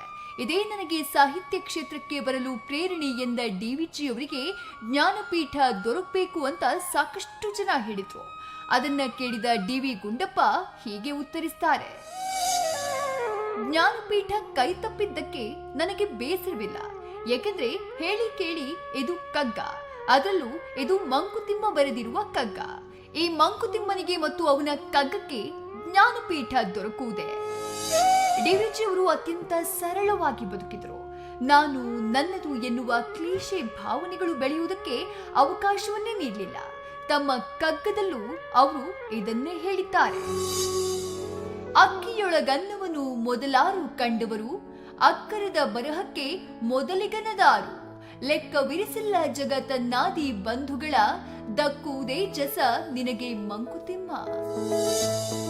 ನಿಜ ಹೇಳಬೇಕು ಅಂದ್ರೆ ಡಿ.ವಿ. ಗುಂಡಪ್ಪನವರು ಬದುಕಿದ ರೀತಿಯೇ ಒಂದು ಸ್ಫೂರ್ತಿ. ಅವರು ಅಷ್ಟೈಶ್ವರ್ಯಗಳನ್ನ ಕಂಡವರಲ್ಲ, ತಮ್ಮ ಜ್ಞಾನವನ್ನೇ ಸಂಪತ್ತನ್ನಾಗಿ ಮಾಡಿಕೊಂಡವರು. ಡಿ.ವಿ.ಜಿ ಎಂತಹ ಕಡು ಕಷ್ಟದಲ್ಲಿ ಬಾಳ್ವೆ ನಡೆಸಿದ್ದಾರೆ ಅಂದ್ರೆ ಒಂದು ಘಟನೆಯನ್ನ ಇಲ್ಲಿ ಹೇಳಲೇಬೇಕು. ಅದೊಂದು ದಿನ ಸಂಬಂಧಿಕರೊಬ್ಬರು ಗುಂಡಪ್ಪನವರನ್ನ ಸಮಾರಂಭಕ್ಕೆ ಆಹ್ವಾನಿಸ್ತಾರೆ. ಕೆಲಸದ ಕಾರಣ ಗುಂಡಪ್ಪನವರಿಗೆ ಹೋಗೋಕೆ ಆಗುವುದಿಲ್ಲ. ಹೀಗಾಗಿ ಪತ್ನಿಯನ್ನ ಕರೆದು ಸಮಾರಂಭಕ್ಕೆ ಹೋಗುವಂತೆ ತಿಳಿಸ್ತಾರೆ. ಆದ್ರೆ ಪತ್ನಿ ಭಾಗೀರಥಮ್ಮ ಆ ಸಮಾರಂಭಕ್ಕೆ ಹೋಗೋದಿಲ್ಲ. ಕೋಪಗೊಂಡ ಡಿ.ವಿ.ಜಿ ಪತ್ನಿಯನ್ನ ವಿಚಾರಿಸಿದ್ರು. ಆಗ ಭಾಗೀರಥಮ್ಮ ಹೇಳಿದ ಮಾತುಗಳು ಗುಂಡಪ್ಪನವರ ಕಣ್ಣಾಲಿಗಳು ತುಂಬಿ ಬರುವಂತೆ ಮಾಡಿದ್ವು. ಕ್ಷಮಿಸಿ, ನಾನು ಹೋಗ್ಬೇಕು ಅಂತಾನೆ ಇದ್ದೆ. ಆದ್ರೆ ಏನು ಮಾಡ್ಲಿ, ನನ್ನ ಬಳಿ ಒಳ್ಳೆಯ ಸೀರೆ ಇಲ್ಲ. ಇರೋದು 2 ಸೀರೆ. ಒಂದು ಈಗ ಉಟ್ಟಿದ್ದೇನೆ, ಮತ್ತೊಂದನ್ನ ಮಹಡಿ ಮೇಲೆ ಒಣಗಿ ಹಾಕಿದ್ದೇನೆ. ಹೀಗಿದ್ದು ನಾನಲ್ಲಿಗೆ ಹೋದ್ರೆ ಅದರಿಂದ ನಿಮ್ಮ ಗೌರವಕ್ಕೆ ಧಕ್ಕೆಯಾಗುತ್ತದೆ. ನಿಮ್ಮ ಗೌರವವನ್ನ ಕಡಿಮೆ ಮಾಡುವ ಆ ಸಮಾರಂಭಕ್ಕೆ ಹೋಗೋದ್ರಲ್ಲಿ ಅರ್ಥವೇನಿದೆ? ಹಾಗಂತ ನಾನು ಸೀರೆ ಕೊಡಿಸಿ ಎನ್ನುತ್ತಿಲ್ಲ. ನಾನು ಕೂಡ ನಿಮ್ಮಷ್ಟೇ ಸ್ವಾಭಿಮಾನಿ. ಭಾಗೀರಥಮ್ಮ. ಪತ್ನಿಯ ಮಾತುಗಳನ್ನ ಕೇಳಿದ ಡಿ.ವಿ.ಜಿ ಅವರ ಹೃದಯ ಒಂದು ಕ್ಷಣ ತುಂಬಿ ಬಂದಿತ್ತು. ಮನೆಯಲ್ಲಿ ಎಷ್ಟೇ ಕಡು ಬಡತನ, ಎಷ್ಟೇ ಕಷ್ಟಗಳಿದ್ರೂ ಡಿ.ವಿ.ಜಿ ಅವರು ತಮ್ಮ ಸ್ವಾಭಿಮಾನವನ್ನ ಬಿಡಲಿಲ್ಲ. ಯಾರಾದ್ರೂ ಸನ್ಮಾನ ಮಾಡಿ ಗೌರವ ಪೂರ್ವಕವಾಗಿ ಹಣವನ್ನ ಕೊಟ್ರೆ ಅದನ್ನ ಸ್ವೀಕರಿಸ್ತಿರ್ಲಿಲ್ಲ. ಸ್ವೀಕರಿಸಿದ್ರು ಸಾಮಾಜಿಕ ಕಾರ್ಯಗಳಿಗೆ ಕೊಟ್ಟು ಬಿಡ್ತಿದ್ರು. ಒಮ್ಮೆ ಡಿ.ವಿ. ಗುಂಡಪ್ಪನವರ ಸಾಹಿತ್ಯ ಸೇವೆಯನ್ನ ಗಮನಿಸಿ ಗೌರವಿಸಿದವರು 1 ಲಕ್ಷ ರೂಪಾಯಿ ಹಣವನ್ನ ನೀಡಿದ್ರು. ಅದನ್ನ ಪಡೆದ ಡಿ.ವಿ.ಜಿ ಅವರು ಮನೆ ತಲುಪೋಕ್ಕೂ ಮೊದಲೇ ಸಮಾಜ ಸೇವೆಯೊಂದಕ್ಕೆ ಅರ್ಪಿಸಿ ಬಿಟ್ಟಿದ್ರು. ಮನೆಗೆ ಬಂದು ನೋಡಿದ್ರೆ ನೆಂಟರು ಬಂದಿದ್ದಾರೆ. ಅವರಿಗೆ ಕಾಫಿ ಕಾಯಿಸಲು ಮನೆಯಲ್ಲಿ ಕಾಫಿ ಪುಡಿ ಇರ್ಲಿಲ್ಲ, ಸಕ್ಕರೆ ಇರ್ಲಿಲ್ಲ. ಕೂಡ್ಲೇ ಶೆಟ್ಟರ ಅಂಗಡಿಗೆ ಹೋದ ಡಿ.ವಿ.ಜಿ ಸಾಲ ಬರೆಸಿ ಸಕ್ಕರೆ, ಕಾಫಿ ಪುಡಿ ತರ್ತಾರೆ. ಡಿ.ವಿ.ಜಿ ಅವರು ಯಾವತ್ತೂ ಹಣಕ್ಕಾಗಿ ಬರೀಲಿಲ್ಲ. ಸನ್ಮಾನದ ಹಣವನ್ನ ತಮ್ಮ ವೈಯಕ್ತಿಕ ಬದುಕಿಗೆ ಖರ್ಚು ಮಾಡಲಿಲ್ಲ. ಅವರು ನಿಧನ ಹೊಂದಿದಾಗ ಅವರ ಕೋಣೆಯಲ್ಲಿದ್ದ ಟ್ರಂಕ್ನಲ್ಲಿ ಸುಮಾರು 25,000 ರೂಪಾಯಿಗೂ ಹೆಚ್ಚಿನ ಮೌಲ್ಯದ ಚೆಕ್ಗಳು ಸಿಕ್ಕಿದ್ವು. ಅದೇ ಡಿ.ವಿ.ಜಿ ಅವರ ಸ್ವಭಾವವಾಗಿತ್ತು. ಎಷ್ಟೆಲ್ಲ ಕಷ್ಟಗಳ ನಡುವೆಯೂ ಡಿ.ವಿ.ಜಿ ಅವರು ಕನ್ನಡ ಸಾರಸ್ವತ ಲೋಕಕ್ಕೆ ಮಾಡಿದ ಅನುಪಮ ಸೇವೆ ಮಾತ್ರ ಅದ್ಭುತ. ಅವರ ಸೇವೆ ಕೇವಲ ಕನ್ನಡ ಸಾಹಿತ್ಯ ಲೋಕಕ್ಕೆ ಸೀಮಿತವಾಗಿರಲಿಲ್ಲ. ಪತ್ರಿಕಾ ರಂಗದಲ್ಲೂ ಅವರೊಬ್ಬ ಅದ್ಭುತ ಪತ್ರಕರ್ತರಾಗಿದ್ರು. 1887 ಮಾರ್ಚ್ 17ರಂದು ಮುಳಬಾಗಿಲುವಿನಲ್ಲಿ ಜನಿಸಿದ ಡಿ.ವಿ.ಜಿ ಅವರ ಪೂರ್ವಜರು ಮೂಲತಃ ತಮಿಳುನಾಡಿನ ತಿರುಚನಾಪಳ್ಳಿಯವರು. ಕನ್ನಡ, ಇಂಗ್ಲಿಷ್, ಸಂಸ್ಕೃತ ಭಾಷೆಗಳಲ್ಲಿ ಶಿಕ್ಷಣ ಪಡೆದ ಡಿ.ವಿ.ಜಿ ಮುಳಬಾಗಿಲಿನ ಶಾಲೆಯಲ್ಲೇ ಶಿಕ್ಷಕರಾಗಿದ್ರು. ಶಿಕ್ಷಕರಾಗಿದ್ದಾಗಲೇ ಭಾಗೀರಥಮ್ಮನವರ ಕೈ ಹಿಡಿದ ಅವರು ಕೋಲಾರದ ಚಿನ್ನದ ಗಣಿ ಹಾಗೂ ಸೋಡಾ ಫ್ಯಾಕ್ಟರಿಯಲ್ಲಿ ಕೆಲಸ ಮಾಡ್ತಾರೆ. ಅಲ್ಲಿಂದ ಬೆಂಗಳೂರಿಗೆ ಬಂದು ಸೂರ್ಯೋದಯ ಪತ್ರಿಕೆಯ ಬಾತ್ಮೀದಾರ ಅಂದ್ರೆ ವರದಿಗಾರರಾಗಿ ಬರವಣಿಗೆಯ ಕಾಯಕ ಆರಂಭಿಸ್ತಾರೆ. ಮೈಸೂರು ಟೈಮ್ಸ್, ಹಿಂದೂ, ವೀರಕೇಸರಿ ಪತ್ರಿಕೆಗಳಲ್ಲೂ ಕಾರ್ಯನಿರ್ವಹಿಸ್ತಾರೆ. ಆ ವೇಳೆಯಲ್ಲಿ ಡಿ.ವಿ.ಜಿ ಬರೆದಂತಹ ದಿವಾನ್ ರಂಗಾಚಾರ್ಯರ ಕುರಿತ ಲೇಖನ ಅವರ ಬದುಕನ್ನೇ ಬದಲಿಸುತ್ತೆ. ಕನ್ನಡ ಪತ್ರಿಕೋದ್ಯಮದಲ್ಲಿ ನವ ಶಕೆಯನ್ನ ಆರಂಭಿಸಿದ್ದು ಡಿ.ವಿ. ಗುಂಡಪ್ಪನವರು ಅಂದ್ರೆ ಅತಿಶಯೋಕ್ತಿಯಲ್ಲ. ಯಾಕಂದ್ರೆ ಚರಿತ್ರೆ, ರಾಜನೀತಿ, ತತ್ವಜ್ಞಾನ, ಸಮಾಜ ವಿಜ್ಞಾನ, ಸಾಮಾಜಿಕ ಜೀವನ ಹೀಗೆ ಗುಂಡಪ್ಪನವರು ಮುಟ್ಟಿದ ವಿಚಾರವೇ ಇಲ್ಲ. ಕನ್ನಡ ಹಾಗೂ ಇಂಗ್ಲಿಷ್ ಭಾಷೆಗಳಲ್ಲಿ ಕವನ ಹಾಗೂ ನಾಟಕಗಳನ್ನ ಬರೆದ್ರು. ಮಂಕುತಿಮ್ಮನ ಕಗ್ಗ ಅವರಿಗೆ ದೊಡ್ಡ ಹೆಸರನ್ನ ತಂದುಕೊಡುತ್ತೆ. ಹೀಗೆ ಅವಿಶ್ರಾಂತವಾಗಿ ಕನ್ನಡ ಸೇವೆ ಮಾಡಿದ ಡಿ.ವಿ. ಗುಂಡಪ್ಪನವರು ಮಡಿಕೇರಿಯಲ್ಲಿ ನಡೆದ 18ನೇ ಅಖಿಲ ಭಾರತ ಕನ್ನಡ ಸಾಹಿತ್ಯ ಸಮ್ಮೇಳನದ ಅಧ್ಯಕ್ಷರಾಗಿದ್ರು. ಪದ್ಮಭೂಷಣ, ಕೇಂದ್ರ ಸಾಹಿತ್ಯ ಅಕಾಡೆಮಿಯಂತಹ ಸಮ್ಮಾನಗಳಿಗೆ ಡಿ.ವಿ.ಜಿ. ಪಾತ್ರರಾದ್ರು. ಎಂತಹ ನಿರಾಡಂಬರ ಹಾಗೂ ಸರಳ ವ್ಯಕ್ತಿತ್ವದ ಡಿ.ವಿ. ಗುಂಡಪ್ಪನವರು 1975 ಅಕ್ಟೋಬರ್ 7ರಂದು ನಿಧನ ಹೊಂತಾರೆ. ಅವರು ನಮ್ಮೊಂದಿಗೆ ಇಲ್ಲದೇ ಇದ್ರೂ ಅವರ ಕಗ್ಗಗಳು ಎಂದಿಗೂ ನಮ್ಮೊಂದಿಗಿವೆ. ಎದ್ದೆದ್ದು ಬೀಳುತ್ತಿಹೆ, ಗುದ್ದಾಡಿ ಸೋಲುತ್ತಿಹೆ, ಗದ್ದಲವ ತುಂಬಿ ಪ್ರಸಿದ್ಧನಾಗುತ್ತಿಹೆ, ಉದ್ಧರಿಸುವೆನು ಜಗವನೆನ್ನುವ ಸಖನೆ, ನಿನ್ನುದ್ಧಾರವೆಷ್ಟಾಯ್ತೋ ಮಂಕುತಿಮ್ಮ. ತಾವು ಬರೆಯೋಕ್ ಶುರು ಮಾಡಿದ್ಯಾಕೆ ಅಂತ ನನ್ನ ಮನಸ್ಸಿನಲ್ಲಿ ಆದ ಸಂತೋಷವನ್ನ ನನಗೆ ಬೇಕಾದವರ ಜೊತೆಯಲ್ಲಿ ಹಂಚಿಕೊಂಡ್ರೆ ಇಮ್ಮಡಿಯಾಗುತ್ತೆ ಆ ಸಂತೋಷ. ನಮ್ಮ ಜನ ನೆಮ್ಮದಿಯಿಂದ ಸುಖವಾಗಿ ಬದುಕಬೇಕಾದ್ರೆ ಏನ್ ಮಾಡ್ಬೇಕು? ಸುಖ ಎಂಬುದು ಒಂದು ಕ್ಷಣದ ವಿಷಯವಲ್ಲ, ಒಂದು ಕಾಲ ವಿಸ್ತಾರದ ವಿಷಯ. ನಿರಂತರ. ಹೌದು, ಅದು ಪಾಯಿಂಟ್ ಆಫ್ ಟೈಮ್ ಅಲ್ಲ, ಪೀರಿಯಡ್ ಆಫ್ ಟೈಮ್. ಸಂತತವಾಗಿ ಪ್ರತಿ ಮನುಷ್ಯನೂ ಶ್ರಮ ಪಡ್ಬೇಕು. ಅದಕ್ಕೋಸ್ಕರ ಈ ಶ್ರಮದಲ್ಲಿ ಒಂದು ನೀತಿ ಇಟ್ಕೋಬೇಕು. ಮೊದಲನೆಯದು ಸತ್ಯ, ಶೋಭಿಸಿದ ಸತ್ಯ. ಎಷ್ಟೋ ವಿಷಯವನ್ನ ನಮಗೆ ಸತ್ಯ ಅಂತ ಹೇಳ್ತಾರೆ, ನಾವು ಅದನ್ನು ಶೋಧಿಸಬೇಕು. ಎರಡನೆಯದು ಸತ್ಯ ಪ್ರಯೋಗದಲ್ಲಿ ಯುಕ್ತಾಯುಕ್ತ ವಿವೇಕ. ಈ ಎರಡಕ್ಕೂ ಮೂಲವಾದದ್ದು ಸೌಜನ್ಯ. ಈ ಮೂರು ಇಟ್ಕೊಂಡು ದೇಶದ ಕೆಲಸಗಳನ್ನು ನಡೆಸಿದರೆ ಸುಭಿಕ್ಷ ಉಂಟಾಯ್ತದೆ, ಸೌಖ್ಯ ಉಂಟಾಗ್ತದೆ, ಶಾಂತಿ ಉಂಟಾಗ್ತದೆ. ನಮ್ಮ ದೇಶದ ಉದ್ಧಾರ ಕಾರ್ಯದಲ್ಲಿ ಯುವಕರ ಪಾತ್ರವೇನು ಸರ್? ಯುವಕರೇ ದೊಡ್ಡ ಪಾತ್ರ. ಗಾಂಧಿಯವರವರೆಗೂ ದಾದಾಭಾಯಿ ನವರೋಜಿಯವರ ಕಾಲದಿಂದ ಕೆಲವು ಉದ್ದೇಶಗಳನ್ನ, ಕೆಲವು ಧ್ಯೇಯಗಳನ್ನ ಎತ್ತಿ ಹಿಡಿದರು. ಅವುಗಳಿಂದ ಮುಂದಕ್ಕೆ ತಗೊಂಡು ಹೋಗುತ್ತದೆ ಕೆಲಸ ಯುವಕರದು. ಗಾಂಧಿಯವರ ಕಾಲದಲ್ಲಿ ಸ್ವಾತಂತ್ರ್ಯ ಸಂಪಾದನೆಗೆ ಹೇಗೆ ಯುವಕರು ಸಾವಿರವಾಗಿ ಬಂದರೋ, ಆ ಸ್ವಾತಂತ್ರ್ಯನ ಸಂರಕ್ಷಣೆ ಮಾಡಿ ಅದರಿಂದ ಪ್ರಯೋಜನ ಮಾಡುವ ಕೆಲಸಕ್ಕೆ 10,000 ಯುವಕರು ಬರಬೇಕು. ಆದರೆ ಸತ್ಯದಲ್ಲಿ ಪ್ರೀತಿ ಇರ್ತಕ್ಕವರಾಗಬೇಕು, ವಿಚಾರದಲ್ಲಿ ಅಭ್ಯಾಸ ಇರ್ತಕ್ಕವರಾಗಬೇಕು, ಸೌಜನ್ಯದಲ್ಲಿ ನಂಬಿಕೆ ಇರ್ತಕ್ಕವರಾಗಬೇಕು. ಇದೇ ನನ್ನ ಜೀವಿತದಲ್ಲಿ ಪ್ರಾರ್ಥನೆ. ಇನ್ನೇನಾದ್ರೂ ಉಂಟಾರಾಗಬೇಕು? ಇನ್ನೇನು ಕೇಳಬೇಕಾಗಿಲ್ಲ ಸರ್. ತಮ್ಮ ಆಶೀರ್ವಾದ ನಮ್ಮ ಮೇಲೆ ಇರಬೇಕು. ಸಂತೋಷ. ಸಕಲಂ ಭದ್ರಮಸ್ತವಃ.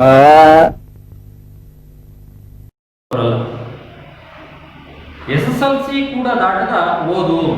ನೋಡಿ, ಒಬ್ಬ ವ್ಯಕ್ತಿಯ ವ್ಯಕ್ತಿತ್ವ ನಿರ್ಮಾಣವಾಗುವಂಥದ್ದು ಇಡೀ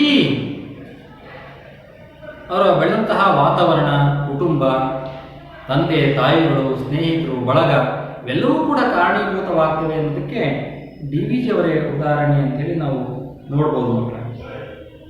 ಹಂಗಂತೇಳಿ ಇವರೇನು ತುಂಬ ಶ್ರೀಮಂತರು ಕೂಡ ಆಗಿರಲಿಲ್ಲ, ಮತ್ತೆ ದೊಡ್ಡ ಅಧಿಕಾರ ಹುದ್ದೆಯೂ ಕೂಡ ಡಿ.ವಿ.ಜಿ. ಅವರಿಗೆ ಇರಲಿಲ್ಲ. ಆದರೆ ಉನ್ನತವಾದ ಹುದ್ದೆಯನ್ನು ಹೊಂದಿರತಕ್ಕಂತಹ ವ್ಯಕ್ತಿಗಳು ಡಿ.ವಿ.ಜಿ. ಅವರನ್ನು ಒಂದು ಸ್ನೇಹತ್ವವನ್ನು ಕಳ್ಕೊಳ್ಲಿಕ್ಕೆ ಅವರಿಗೆ ಇಷ್ಟ ಇರಲಿಲ್ಲ. ಅಂದರೆ ಡಿ.ವಿ.ಜಿ. ಅವರ ವ್ಯಕ್ತಿತ್ವವನ್ನು ಎಷ್ಟರ ಮಟ್ಟಿಗೆ ಲೇಖಕರು ನಮಗೆ ತಿಳಿಸ್ಕೊಡ್ತಾರೆ ಅಂತಂದರೆ, ದೊಡ್ಡ ದೊಡ್ಡ ದಿವಾನ್ ಹುದ್ದೆ ಅಂತಕ್ಕಂಥದ್ದು ಮೈಸೂರು ರಾಜ್ಯದಲ್ಲಿ ಪರಮೋಚ್ಚ ಹುದ್ದೆ. ಆ ಹುದ್ದೆಯಲ್ಲಿರ್ತಕ್ಕಂಥ ವ್ಯಕ್ತಿಗಳೂ ಕೂಡ ಡಿ ವಿ ಜಿಯವರ ಸ್ನೇಹವನ್ನು ಕಳ್ಕೊಳ್ಳಿಕ್ಕೆ ಇಷ್ಟ ಇರಲಿಲ್ಲ. ಅಂದರೆ ಡಿ ವಿ ಜಿಯವರ ಒಂದು ವ್ಯಕ್ತಿತ್ವ ಇಷ್ಟರ ಮಟ್ಟಿಗೆ ಇತ್ತು ಅನ್ನುವ ವಿಚಾರ ನಮಗೆ ತಿಳ್ಕೊಬೇಕು, ಮಕ್ಕಳಿಗೆ ಗೊತ್ತಾಗಬೇಕು ಅಂತ. ಇಂಥ ಸತ್ವಶಾಲಿ ವ್ಯಕ್ತಿತ್ವ ಡಿ ವಿ ಜಿಗೆ ಬಂದದ್ದು ಹೇಗೆ ಪ್ರಶ್ನೆಯನ್ನು ಮಾಡ್ತಾರೆ ಲೇಖಕರು. ಇಂತಹ ಒಂದು ವ್ಯಕ್ತಿತ್ವ ಡಿ ವಿ ಜಿಗೆ ಬರಲಿಕ್ಕೆ ಹೇಗೆ ಸಾಧ್ಯ? SLCನೂ ಓದಿಲ್ಲ, ಪೂರ್ಣನೆ ಮಾಡಿಲ್ಲ, ಅವರು ಡಿಗ್ರಿ ಏನು ಪಡ್ಕೊಂಡಿಲ್ಲ, ಶ್ರೀಮಂತರಿಲ್ಲ, ಅಧಿಕಾರ ಹುದ್ದೆ ಏನೂ ಇಲ್ಲ. ಹಾಗಾದರೆ ಇಂತಹ ಒಂದು ಸನ್ನಿವೇಶದಲ್ಲಿ ದೊಡ್ಡ ದೊಡ್ಡ ಪರಮೋಚ್ಚ ಹುದ್ದೆಯಲ್ಲಿರ್ತಕ್ಕಂಥ ವ್ಯಕ್ತಿಗಳೂ ಕೂಡ ಡಿ ವಿ ಜಿಯವರ ಒಂದು ಸ್ನೇಹವನ್ನು ಕಳ್ಕೊಳ್ಳಿಕ್ಕೆ ಇಷ್ಟ ಇರಲಿಲ್ಲ ಅಂದರೆ ಅವ್ರಿಗೆ ಹೇಗೆ ಸಾಧ್ಯ ಆಯಿತು ಇಂತಹ ವ್ಯಕ್ತಿತ್ವವನ್ನು ನಿರ್ಮಾಣ ಮಾಡ್ಕೊಂಡಿಕ್ಕೆ ಅಂತನ್ನ ಲೇಖಕರು ಹೇಳ್ತಾರೆ. ಏನದು? ಶೀಲ, ವಿವೇಕ, ನಿಸ್ಪೃಹತೆ, ಸ್ವಯಂ ಆರ್ಜಿತ ಪಾಂಡಿತ್ಯ. ಇಷ್ಟು ಆ ವ್ಯಕ್ತಿತ್ವವನ್ನು ನಿರ್ಮಾಣ ಮಾಡಿಕೊಳ್ಳಲಿಕ್ಕೆ ಕಾರಣೀಭೂತವಾಗಿರ್ತಕ್ಕಂಥ ಅಂಶಗಳು. ಒಂದು ಸಚ್ಚಾರಿತ್ರ್ಯ ಅಂತ ಕರಿತೀವಿ. ಅವರು ಅವರ ಒಂದು ನಡೆ ನುಡಿಗಳ ವಿಚಾರ ಏನಂತಿಲ್ಲ ಅದು. ಮತ್ತು ವಿವೇಕ, ಅವರ ಒಂದು ಮಾತುಗಾರಿಕೆ, ವಿವೇಕ, ಅವೆಲ್ಲವೂ ಕೂಡ.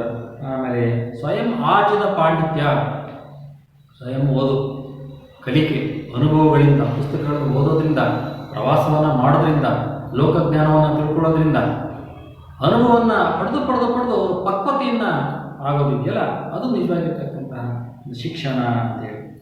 ಇವುಗಳೆಲ್ಲದರ ಒಂದು ಬಲದಿಂದ ಒಂದು ನಿರ್ಜರ ಕಾಲಕ್ಕೆ ಡಿ ವಿ ಜಿಯವರು ದೊಡ್ಡ ಮೇಧಾವಿ ಎಂದು ವಿದ್ಯಾವಂತರ ವಲಯದಲ್ಲಿ ಹೆಸರಾಗಿದ್ದರು. ಮೇಧಾವಿ, ಜಾಣ, ಬುದ್ಧಿವಂತ, ಅತ್ಯುತ್ತಮವಾಗಿರ್ತಕ್ಕಂತಹ ಮೇಧಾವಿ ಅಂತಂದರೆ ಎಂಥರೂ ಕೂಡ ಚರ್ಚೆಗೆ ಬಂದರೆ ಯಾವುದೇ ವಿಷಯ ಗೊತ್ತಿಲ್ಲ ಅನ್ನೋ ವಿಚಾರನೇ ಇಲ್ಲ. ಆ ಲೀಲಾಜಾಲವಾಗಿ ಆ ವಿಚಾರದ ಬಗ್ಗೆ ಮಾತಾಡೋದಿಲ್ಲ, ಅಂಥವ್ರನ್ನ ನಾವು ಮೇಧಾವಿ ಅಂತೇಳಿ ನಾವು ಕರಿತೀವಿ. ಖಂಡಿತವಾಗಿಯೂ ಕೂಡ ಡಿ ವಿ ಜಿ ಅವರಿಗೆ ಆ ಥರದ ಒಂದು ಲೋಕಾನುಭವ ಇತ್ತು ಅನ್ನೋದಕ್ಕೆ ಅವರು ಮಂಕುತಿಮ್ಮ ಕಗ್ಗ ಕೃತಿ ಏನಿದೆ ಅದೇ ಸಾಕ್ಷಿ ಅಂದರೆ ನಾವು ಗುರುತಿಸಬಹುದು ಮಕ್ಕಳೇ. ನೋಡಿ, ಇಷ್ಟು ವಿಚಾರದ ಜೊತೆಗೆ ಅವರು ಲೇಖಕರು ಮುಂದೆ ಡಿ ವಿ ಜಿಯವರ ಶಿಕ್ಷಣ ಹೇಗೆ ಆಯಿತು ಅನ್ನೋದ್ರ ಬಗ್ಗೆ ನಾನು ತಿಳಿಸ್ಕೊಡ್ತಾರೆ ಮಕ್ಕಳೇ, ಗಮನಿಸಿ. ಡಿ ವಿ ಜಿಯವರ ಹುಟ್ಟೂರು ಕೋಲಾರ ಜಿಲ್ಲೆಗೆ ಸೇರಿದ ಮುಳುಬಾಗಿಲು. ಯಾವ ಮಕ್ಕಳೇ? ಡಿ ವಿ ಜಿಯವರ ಹುಟ್ಟೂರು ಕೋಲಾರ ಜಿಲ್ಲೆಗೆ ಸೇರಿದ ಮುಳುಬಾಗಿಲು. ಅವರದು ವೇದಶಾಸ್ತ್ರ ಸಂಪನ್ನರಾದ ಹಿರಿಯರಿದ್ದ ಕುಟುಂಬ. ಇಂಥ ಕುಟುಂಬ ಅವರದು ವೇದಶಾಸ್ತ್ರ ಸಂಪನ್ನರು. ವೇದಶಾಸ್ತ್ರ ಅದರಲ್ಲಿ ಹೆಚ್ಚಿನ ಪರಿಣತಿಯನ್ನು ಹೊಂದಿರತಕ್ಕಂಥ ಒಂದು ಕುಟುಂಬ. ಅವ್ರ ತಂದೆ ವೆಂಕಟರಮಣಯ್ಯ, ತಾಯಿ ಅಲ್ಮೇಲಮ್ಮ. ತಂದೆ ತಾಯಿ ಹೆಸರೇನು? ಡಿ ವಿ ಜಿಯವರ ತಂದೆ ತಾಯಿ ಹೆಸರು, ತಂದೆ ಹೆಸರು ವೆಂಕಟರಮಣಯ್ಯ, ತಾಯಿ ಅಲ್ಮೇಲಮ್ಮ. ಡಿ ವಿ ಜಿಯವರ ಮನಸ್ಸಿನ ಮೇಲೆ ಬಹಳ ಪ್ರಭಾವ ಬೀರಿದ ವ್ಯಕ್ತಿಗಳು ಇಬ್ಬರು. ಪ್ರತಿಯೊಬ್ಬರ ವ್ಯಕ್ತಿತ್ವವನ್ನು ನಿರ್ಮಾಣ ಮಾಡಲಿಕ್ಕೆ ಯಾರಾದರೂ ಕೂಡ ಒಬ್ಬ ಪ್ರೇರಣೆಯನ್ನು ಆಗಿರ್ತಾರೆ ಮಕ್ಕಳು. ಕೆಲವರಿಗೆ ಶಿಕ್ಷಕರಾಗಿರ್ತಾರೆ, ಕೆಲವರಿಗೆ ಅಜ್ಜ ಅಜ್ಜಿ ಆಗಿರ್ತಾರೆ, ಕೆಲವರಿಗೆ ತಂದೆ ತಾಯಿಗಳಾಗಿರ್ತಾರೆ, ಕೆಲವರಿಗೆ ಬಂಧು ಬಾಂಧವರಾಗಿರ್ತಾರೆ, ಅಣ್ಣನಾಗಿರ್ತಾರೆ, ತಮ್ಮನಾಗಿರ್ತಾರೆ, ಅಕ್ಕಳಾಗಿರ್ತಾರೆ. ಆದರೆ ಡಿ ವಿ ಜಿಯವರಿಗೆ ಪ್ರೇರಣೆ ಆಗಿದ್ದ ಇಬ್ಬರು ಯಾರಪ್ಪ ಅಂದರೆ ಅವ್ರ ಅಜ್ಜಿ, ತಾಯಿಯ ಅಮ್ಮ ಸಾಕಮ್ಮ ಅಂತಕ್ಕಂಥವ್ರು. ಹಾಗೆ ಮತ್ತೊಬ್ರು ಯಾರಪ್ಪ ಅಂದರೆ ಅವರು ಸೋದರ ಮಾವ ತಿಮ್ಮಪ್ಪ ಅಂತ. ಸೋದರ ಮಾವ ತಿಮ್ಮಪ್ಪ ಅಂತಕ್ಕಂಥವ್ರು ಅವ್ರ ಅಜ್ಜಿ, ಅವ್ರ ತಾಯಿ ಸಾಕಮ್ಮ ಅಂತಕ್ಕಂಥವ್ರು. ಇಬ್ಬರು ಕೂಡ ಡಿ ವಿ ಜಿಯವರ ಮನಸ್ಸಿನ ಮೇಲೆ ವ್ಯಕ್ತಿತ್ವವನ್ನು ನಿರ್ಮಾಣ ಮಾಡಲಿಕ್ಕೆ ತುಂಬ ಪ್ರಭಾವವನ್ನು ಬೀರತಕ್ಕಂತಹ ವ್ಯಕ್ತಿಗಳು ಅಂತ ಹೇಳಿ ಲೇಖಕರು ನಮಗೆ ತಿಳಿಸ್ಕೊಡ್ತಾರೆ ಮಕ್ಕಳೇ. ಹಾಗೆ ಇವರು ಮಂಕುತಿಮ್ಮನ ಕಗ್ಗದಲ್ಲಿ ಕೃತಿಯಲ್ಲಿ ತಿಮ್ಮ ಅಂತಕ್ಕಂತಹ ಒಂದು ಹೃದಯಸ್ಪರ್ಶಿಯ ಏನು ಮಾತನ್ನು ಹೇಳಿದ್ದಾರೆ. ತಿಮ್ಮ ಬೇರೆ ಯಾರೂ ಇಲ್ಲ, ಅದರ ಸೋದರ ಮಾವ ಅಂತಲೇ ಈಗ ನಮಗೆ ಲೇಖಕರು ಗುರುತಿಸ್ಕೊಡ್ತಾರೆ ಮಕ್ಕಳೇ. ನೋಡಿ, ಅವರ ಶಿಕ್ಷಣವನ್ನು ಹೇಗೆ ಪಡ್ಕೊಂಡಿದ್ರು ಅನ್ನೋದನ್ನ ಲೇಖಕರು ನಮಗೆ ತಿಳಿಸ್ಕೊಡ್ತಾ ಇದ್ದಾರೆ. ಡಿ ವಿ ಜಿ ಮುಳುಬಾಗಿಲಿನ ಆಂಗ್ಲೋ ವರ್ನಾಕ್ಯುಲರ್ ಶಾಲೆಯಲ್ಲಿ ಲೋವರ್ ಸೆಕೆಂಡರಿ ಶಿಕ್ಷಣವನ್ನು ಪೂರ್ಣಗೊಳಿಸಿದರು. ಸ್ಥಳೀಯವಾಗಿ ಅದೇನು ಕೋಲಾರ ಜಿಲ್ಲೆಯ ಮುಳುಬಾಗಿಲಲ್ಲಿ ನಾವು ವಾಸವಾಗಿದ್ದ ತಂದೆ ತಾಯಿಗಳ ಜೊತೆಗೆ ಅಲ್ಲಿ ಒಂದು ಲೋವರ್ ಸೆಕೆಂಡರಿ ಶಿಕ್ಷಣ ಅಂದರೆ ಅವತ್ತಿನ ಕಾಲಮಾನದಲ್ಲಿ ಇವತ್ತೇನು 1ನೇ ಕ್ಲಾಸ್, 2ನೇ ಕ್ಲಾಸ್, 3ನೇ ಕ್ಲಾಸ್, 4ನೇ ಕ್ಲಾಸ್, ಪ್ರೈಮರಿ ಸ್ಕೂಲ್, ಹೈಸ್ಕೂಲ್, ಕೂಡ ಶಿಕ್ಷಣ, ಕಾಲೇಜ್ ಶಿಕ್ಷಣ ಅಂತ ಏನಿದೆ ಅಂದು ಅವತ್ತು ಲೋವರ್ ಸೆಕೆಂಡರಿ ಶಿಕ್ಷಣ ಅಂತೇಳಿ ಒಂದು ಪ್ರಾಥಮಿಕ ಶಾಲೆಗೆ ಸೇರಿರ್ತಕ್ಕಂಥ ಒಂದು ಅಲ್ಲಿ ಅವರು ಶಿಕ್ಷಣವನ್ನು ಪಡ್ಕೊಂಡಿದ್ರು. ಹಾಗೆ ಹೆಚ್ಚಿನ ಓದಿಗೆ ಅವರು ಬೇರೆ ಊರಿಗೆ ಹೋಗಬೇಕಾಗಿರುತ್ತೆ. ಹಾಗಾಗಿ ಅವ್ರ ತಂದೆ ಮತ್ತು ಅಜ್ಜಿ ಏನಿದ್ರು ಗುಂಡಪ್ಪನವ್ರನ್ನ ಮುಂದೆ ಅವರಿಗೆ ಶಿಕ್ಷಣವನ್ನು ಕೊಡಿಸೋದು ಬೇಡ, ಅವರಿಲ್ಲ ಮನೆಗೆ ಇರಲಿ ಅಂತಕ್ಕಂಥ ನಿರ್ಧಾರಕ್ಕೆ ಅವರು ಬಂದಿದ್ರು. ಆದರೆ ತಂದೆಯ ಸ್ನೇಹಿತರು ಒಬ್ಬರು, ಅವರ ಹೆಸರು ರಸೂಲ್ ಖಾನ್ ಅಂತೇಳಿ, ತಂದೆಯ ಸ್ನೇಹಿತರು ರಸೂಲ್ ಖಾನ್ ಅಂತಕ್ಕಂಥವ್ರು. ಇವರು ಡಿ ವಿ ಗುಂಡಪ್ಪನವರ ಒಂದು ವ್ಯಕ್ತಿತ್ವ, ಜಾಣೆ, ಬುದ್ಧಿವಂತಿಕೆಯನ್ನು ನೋಡಿ ಇವ್ರನ್ನ ಶಿಕ್ಷಣವನ್ನು ಇಲ್ಲಿ ಕುಂಠಿತ ಆಗಬೇಡ, ಬೇಡ ಕಂಟಿನ್ಯೂ ಮಾಡಬೇಕು ಅಂತ ಹೇಳಿ ಮುಂದುವರಿಸಬೇಕು ಬುದ್ಧಿವಂತಿಕೆಯನ್ನು ನಿರ್ಧಾರಕ್ಕೆ ಮಾಡಿದ್ರು, ಹಠವನ್ನು ಹಿಡಿದ್ರು. ಹಂಗಂತೇನು ರಸೂಲ್ ಖಾನ್ ಶ್ರೀಮಂತ ಅಲ್ಲ, ಅವನೊಬ್ಬ ಬಂಡಿ ಹೊಡೆಯುವವ, ಗಾಡಿ ಓಡಿಸೋನು, ಅಂತಹ ಒಬ್ಬ ವ್ಯಕ್ತಿ ಗುಂಡಪ್ಪನವರ ಜಾಣವಿನ ನೋಡಿ ಅವರು ಹೇಳ್ತಾರೆ ಒಂದು ಮಾತು. ಹಾಗೆ ಅವರ ವ್ಯಕ್ತಿಯ ಬಡವ, ಪ್ರಾಮಾಣಿಕ, ಮತ್ತೆ ಜೊತೆಗೆ ಡಿ ವಿ ಜಿಯವರ ತಂದೆಯ ಸ್ನೇಹಿತರು ಅವರು ಪ್ರಾಮಾಣಿಕರು ಕೂಡ ಆಗಿದ್ರು. ಹಾಗಾಗಿ ಗುಂಡಪ್ಪನವರ ಬಗ್ಗೆ ಹೆಚ್ಚಿನ ವಿಚಾರವನ್ನು ತಿಳ್ಕೊಂಡಿದ್ದ ಈ ರಸೂಲ್ ಖಾನ್ ಹಠ ಮಾಡೇ ಮಾಡ್ತಾನೆ. ನಾನು ಗಾಡಿನಲ್ಲಿ ಕೂರಿಸ್ಕೊಂಡು ಬೆಂಗಳೂರಿಗೆ ಬಿಟ್ಟು ಅವನಿಗೆ ರೈಲ್ವೆ ಸ್ಟೇಷನ್ ಟಿಕೆಟ್ ಕೊಡಿಸಿ ಖರ್ಚಿಗೆ ₹1 ರೊಕ್ಕ ಕೊಟ್ಟು ನಾನು ಓದಿಸ್ತೀನಿ ಅಂತೇಳಿ ಹಠ ಹಿಡಿತಾನೆ. ಕೇಳ್ತಾನೆ ಗುಂಡಣ್ಣ, ಒಬ್ಬ ಚುರುಕಾದ ಹುಡುಗ, ಅವನ ಮುಂದೆ ಓದಲೇಬೇಕು ಅಂತ ರಸೂಲ್ ಖಾನ್ ಹಠ ಹಿಡಿದು ಬಿಟ್ಟ. ಅಲ್ಲಿ ಸ್ನೇಹಿತರಾಗಿದ್ದರು ರಸೂಲ್ ಖಾನ್ ಅಂತವರು. ಇಂತಹ ವ್ಯಕ್ತಿಗಳು ಒಂದು ಅಪರೂಪ ಬಿಡಿ. ಕೆಟ್ಟದನ್ನೇ ಬಯಸ್ತಕ್ಕಂಥ ಇವತ್ತಿನ ಸಮಾಜದ ವಾತಾವರಣದಲ್ಲಿ ಒಳ್ಳೆತನವನ್ನು ಬಯಸುವವರು ಕೆಲವರು ಮಾತ್ರ. ಅಂಥವ್ರನ್ನ ನಾವು ಕೂರಿಸ್ಕೊಂಡು ಅವರ ಒಂದು ಪ್ರಾಮಾಣಿಕ ನಿಷ್ಠೆಯ ಬಗ್ಗೆ ನಾವು ಮಾತಾಡಬೇಕಾಗ್ತದೆ ಮತ್ತೆ. ಹಾಗೆ ಇದನ್ನು ಈ ವಾಕ್ಯವನ್ನು ಅಂಡರ್ಲೈನ್ ಮಾಡ್ಕೊಳ್ಳಿ. ಇದಕ್ಕೆ ಸಂದರ್ಭ ಬರ್ತಕ್ಕಂಥ ವಾಕ್ಯ. ಈ ಮಾತನ್ನು ಯಾರು ಯಾರಿಗೆ ಯಾವಾಗ ಹೇಳಿದರು ಅಂತಕ್ಕಂಥ ಒಂದು ಅಂಶಕ್ಕೆ ಇರ್ತದೆ. ಗುಂಡಣ್ಣ ಒಬ್ಬ ಚುರುಕಾದ ಹುಡುಗ, ಅವನ ಮುಂದೆ ಓದಲೇಬೇಕು. ಈ ವಾಕ್ಯವನ್ನು ತಂದೆ ಸ್ನೇಹಿತರಾಗಿರ್ತಕ್ಕಂತಹ ಗುಂಡಪ್ಪನವರ ತಂದೆ ಸ್ನೇಹಿತರಾಗಿರ್ತಕ್ಕಂಥ ರಸೂಲ್ ಖಾನ್ ಹೇಳಿದಂತಹ ಒಂದು ಮಾತಾಗಿದೆ ಅಂತೇಳಿ ನೋಡಿ. ಅವ್ರು ಹೇಳ್ತಾರೆ, ಏನೋ ಅವನನ್ನು ತನ್ನ ಬಂಡಿಯಲ್ಲೇ ಕೂರಿಸ್ಕೊಂಡು ಬೋರಿಂಗ್ಪೇಟೆ, ಇವತ್ತಿನ ಬಂಗಾರಪೇಟೆಗೆ ಹೋಗ್ತೀನಿ, ಬೆಂಗಳೂರಿನ ರೈಲಿನಲ್ಲಿ ಕೂರಿಸ್ತೀನಿ, ಟಿಕೆಟ್ ಕೊಡಿಸಿ ₹1 ಕೈ ಖರ್ಚಿಗೆ ಕೊಡ್ತೀನಿ, ಅವನ ಓದು ಮಾತ್ರ ನಿಲ್ಲಲೇಬೇಕು. ರಸೂಲ್ ಖಾನ್ ನಿರ್ಧಾರ ಎಲ್ಲರನ್ನ ದುಂಡು ಬಿಡಿಸಿ ಎಲ್ಲ ಅವನು ಹೇಳಿದಂತೆಯೇ ನಡೆಯಿತು. ಡಿ ವಿ ಜಿ ಬೆಂಗಳೂರನ್ನ ಕಂಡದ್ದು ಹೀಗೆ ರಸೂಲ್ ಖಾನನ ದಯೆಯಿಂದ. ನೋಡಿ, ಯಾರ ದಯೆಯಿಂದ ಡಿ ವಿ ಗುಂಡಪ್ಪನವರು ಬೆಂಗಳೂರಿನ ನೋಡಬೇಕಾಗ್ತದೆ ಅಂತಂದರೆ ತಂದೆ ಸ್ನೇಹಿತರಾಗಿರ್ತಕ್ಕಂತಹ ರಸೂಲ್ ಖಾನ್ ಇವರಿಂದ ಡಿ ವಿ ಜಿಯವರು ಬೆಂಗಳೂರನ್ನ ಕಂಡರು. ಅಲ್ಲಿ ತನ್ನ ಓದನ್ನು ಮುಂದುವರಿಸಿದರು. ಬೆಂಗಳೂರಿನಲ್ಲಿ ಅವರು ಮುಂದಿನ ಒಂದು ಜೀವನಗಳನ್ನು ಕಳೆದರು. ಹೀಗೆ ಆ ಬೆಂಗಳೂರಿನ ಒಂದು ನಂಟು ಪರಿಚಯ ಈಗ ಆಯಿತು ಅನ್ನೋದಕ್ಕೆ ನಮಗೆ ಲೇಖಕರಾಗಿರ್ತಕ್ಕಂತಹ MS ಲಕ್ಷ್ಮೀನಾರಾಯಣ ಭಟ್ರು ತಿಳಿಸ್ಕೊಡ್ತಾರೆ. ಮಕ್ಕಳೇ, ಅದ್ಭುತವಾಗಿರ್ತಕ್ಕಂಥ ಗದ್ಯ ಭಾಗ. ಮುಂದುವರೆದ ಭಾಗವನ್ನು ಮುಂದಿನ ತರಗತಿಯಲ್ಲಿ ನಾವು ತಿಳ್ಕೊಳ್ಳೋಣ. ಮಕ್ಕಳೇ, ನೀವು ಇವತ್ತಿನ ಗದ್ಯ ಭಾಗವನ್ನು ಓದ್ಕೊಂಡು, ಕವಿಕಾಲ ಪರಿಚಯವನ್ನು ಓದ್ಕೊಂಡು, ಈ ಪ್ರಶ್ನೆಗಳಿಗೆ ನೀವು ಉತ್ತರವನ್ನು ಬರ್ಕೊಂಡು ಮುಂದಿನ ತರಗತಿಯಲ್ಲಿ ತರಲೇಬೇಕು. ಮಕ್ಕಳೇ, ಆ ಪ್ರಶ್ನೆಗಳನ್ನು ಗಮನಿಸಿ. ಈ ಗದ್ಯ ಭಾಗದಲ್ಲಿ ಒಳಗೊಂಡಿರ್ತಕ್ಕಂತಹ ಪ್ರಶ್ನೆಗಳು ನೋಡಿ. ಮೊದಲನೇ ಪ್ರಶ್ನೆ, ಡಿ ವಿ ಗುಂಡಪ್ಪನವರ ಬಾಲ್ಯ ಮತ್ತು ಶಿಕ್ಷಣದ ಬಗ್ಗೆ ನೀವು ಓದ್ಕೊಂಡು ಅದನ್ನು ವಿವರಣೆಯನ್ನು ನೀವು ಬರ್ಕೊಂಡು ಬರಬೇಕು. ಹಾಗೆ ಲೇಖಕರಾಗಿರ್ತಕ್ಕಂತಹ NS ಲಕ್ಷ್ಮೀನಾರಾಯಣ ಭಟ್ರವರ ಕವಿಕಾಲ ಕೃತಿಯ ಪರಿಚಯವನ್ನು ನೀವು ಓದ್ಕೊಂಡು ಕಲಿತ್ಕೊಂಡು ವಾಕ್ಯ ರೂಪದಲ್ಲಿ ನೀವು ಬರ್ಕೊಂಡು ಬರಬೇಕು. ಮಕ್ಕಳೇ, ಎರಡೂ ಪ್ರಶ್ನೆಗಳಿಗೆ ಉತ್ತರವನ್ನು ನೀವು ಬರ್ಕೊಂಡು ಬರಬೇಕು. ಪುನಃ ನಾವು ಮುಂದಿನ ತರಗತಿಯಲ್ಲಿ ಮುಂದಿನ ಗದ್ಯ ಭಾಗದ ಮುಂದುವರೆದ ಭಾಗವನ್ನು ನಾವು ತಿಳ್ಕೊಳ್ಳೋಣ. ಮಕ್ಕಳೇ, ಧನ್ಯವಾದಗಳು.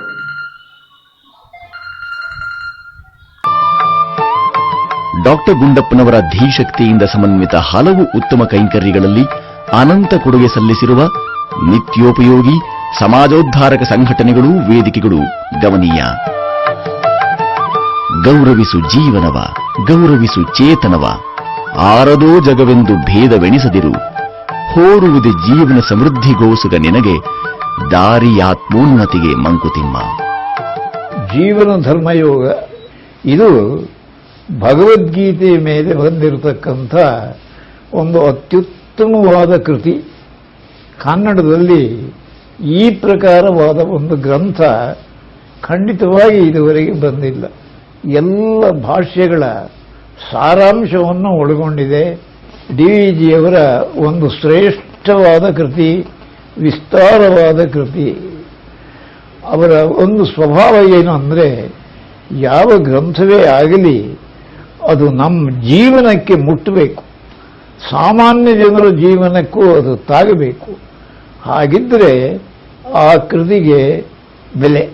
ಜೀವನ ಧರ್ಮಯೋಗದ ನಿಸ್ಪೃಹ ಹರಿಕಾರ ಗುಂಡಪ್ಪನವರು ವನಸುಮದಂತೆಯೇ ಬದುಕು ಸಾಗಿಸಿದುದು ಅನುಕರಣ ಯೋಗ್ಯ. ಸತತ ಕೃಷಿಯೋ ಪ್ರಕೃತಿ ಮಂಕುತಿಮ್ಮ. What A definition. ಯಾವ್ದು ಪ್ರಕೃತಿ ಅಂದ್ರೆ ಸತತ ಕೃಷಿ. 945 ಮುಕ್ತಕಗಳಿದ್ದೇವಲ್ಲ, 945 ವಿಶೇಷ ಏನಪ್ಪಾ ಅಂದ್ರೆ, ಈಗ ಈ ಗಣಿತಜ್ಞರಿಗೆ ಅದು 945 is equal to 1 into 3 into 5 into 7 into 9. 945 is equal to ಅದೇ ವಿಶ್ವಾತ್ಮನ, ತ್ರಿಮೂರ್ತಿಗಳ, ಪಂಚೇಂದ್ರಿಯಗಳ, ಪಂಚಭೂತಗಳ, ಸಪ್ತಸ್ವರಗಳ, ನವಗ್ರಹಗಳ ಅಥವಾ ನವನಿಧಿಗಳ ಗುಣಕ. ಒತ್ತಡಗಳಿಗೆ ಮಣಿಯದೆ ನಿಲುವನ್ನು ದೃಢವಾಗಿ ಪ್ರತಿಪಾದಿಸಿದ ಪುಣ್ಯ ಪುರುಷರ ಪರಿ ಅನನ್ಯ, ಅಸದೃಶ.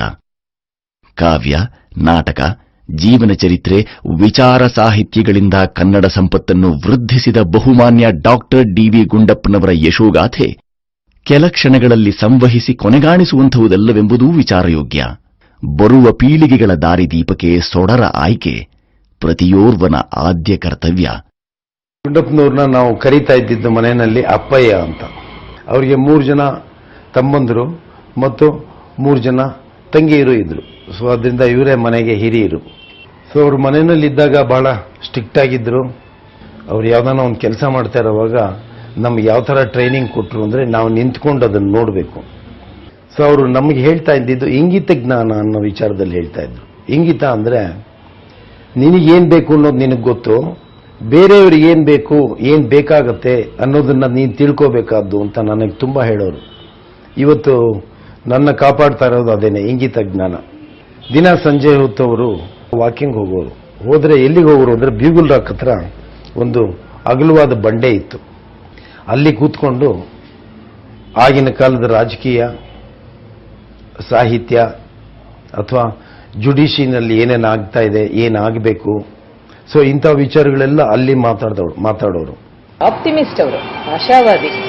ಒಂದು ಕಷ್ಟ ಬಂತು ಅಂದ್ಬಿಟ್ರೆ ಗೋಳಾಡೋದು ಇಷ್ಟ ಇಲ್ಲ. ಯಾರಿಗಾನ ಓದೋಕೆ ಇಷ್ಟ ಇದೆ, ಅವ್ರಿಗೆ ಅನಾನುಕೂಲವಾಗಿದೆ ಅಂದ್ರೆ ಗುಂಡಪ್ಪನವ್ರು ಜಾಸ್ತಿ ಸಹಾಯ ಮಾಡೋರು. ವಿಸ್ತಾರದಲ್ಲಿ ಬಾಳು, ವೈಶಾಲ್ಯದಿಂಬಾಳು, ಕತ್ತಲೆಯ ಮೊಡಕು ಮೂಲೆಗಳ ಸೇರದಿರು. ಭಾಸ್ಕರನನುಗ್ರಹವೇ ನೂತ್ನ ಜೀವನ ಸತ್ವ, ಮೃತ್ಯು ನಿನಗಲ್ಪತೆಯೋ ಮಂಕುತಿಮ್ಮ.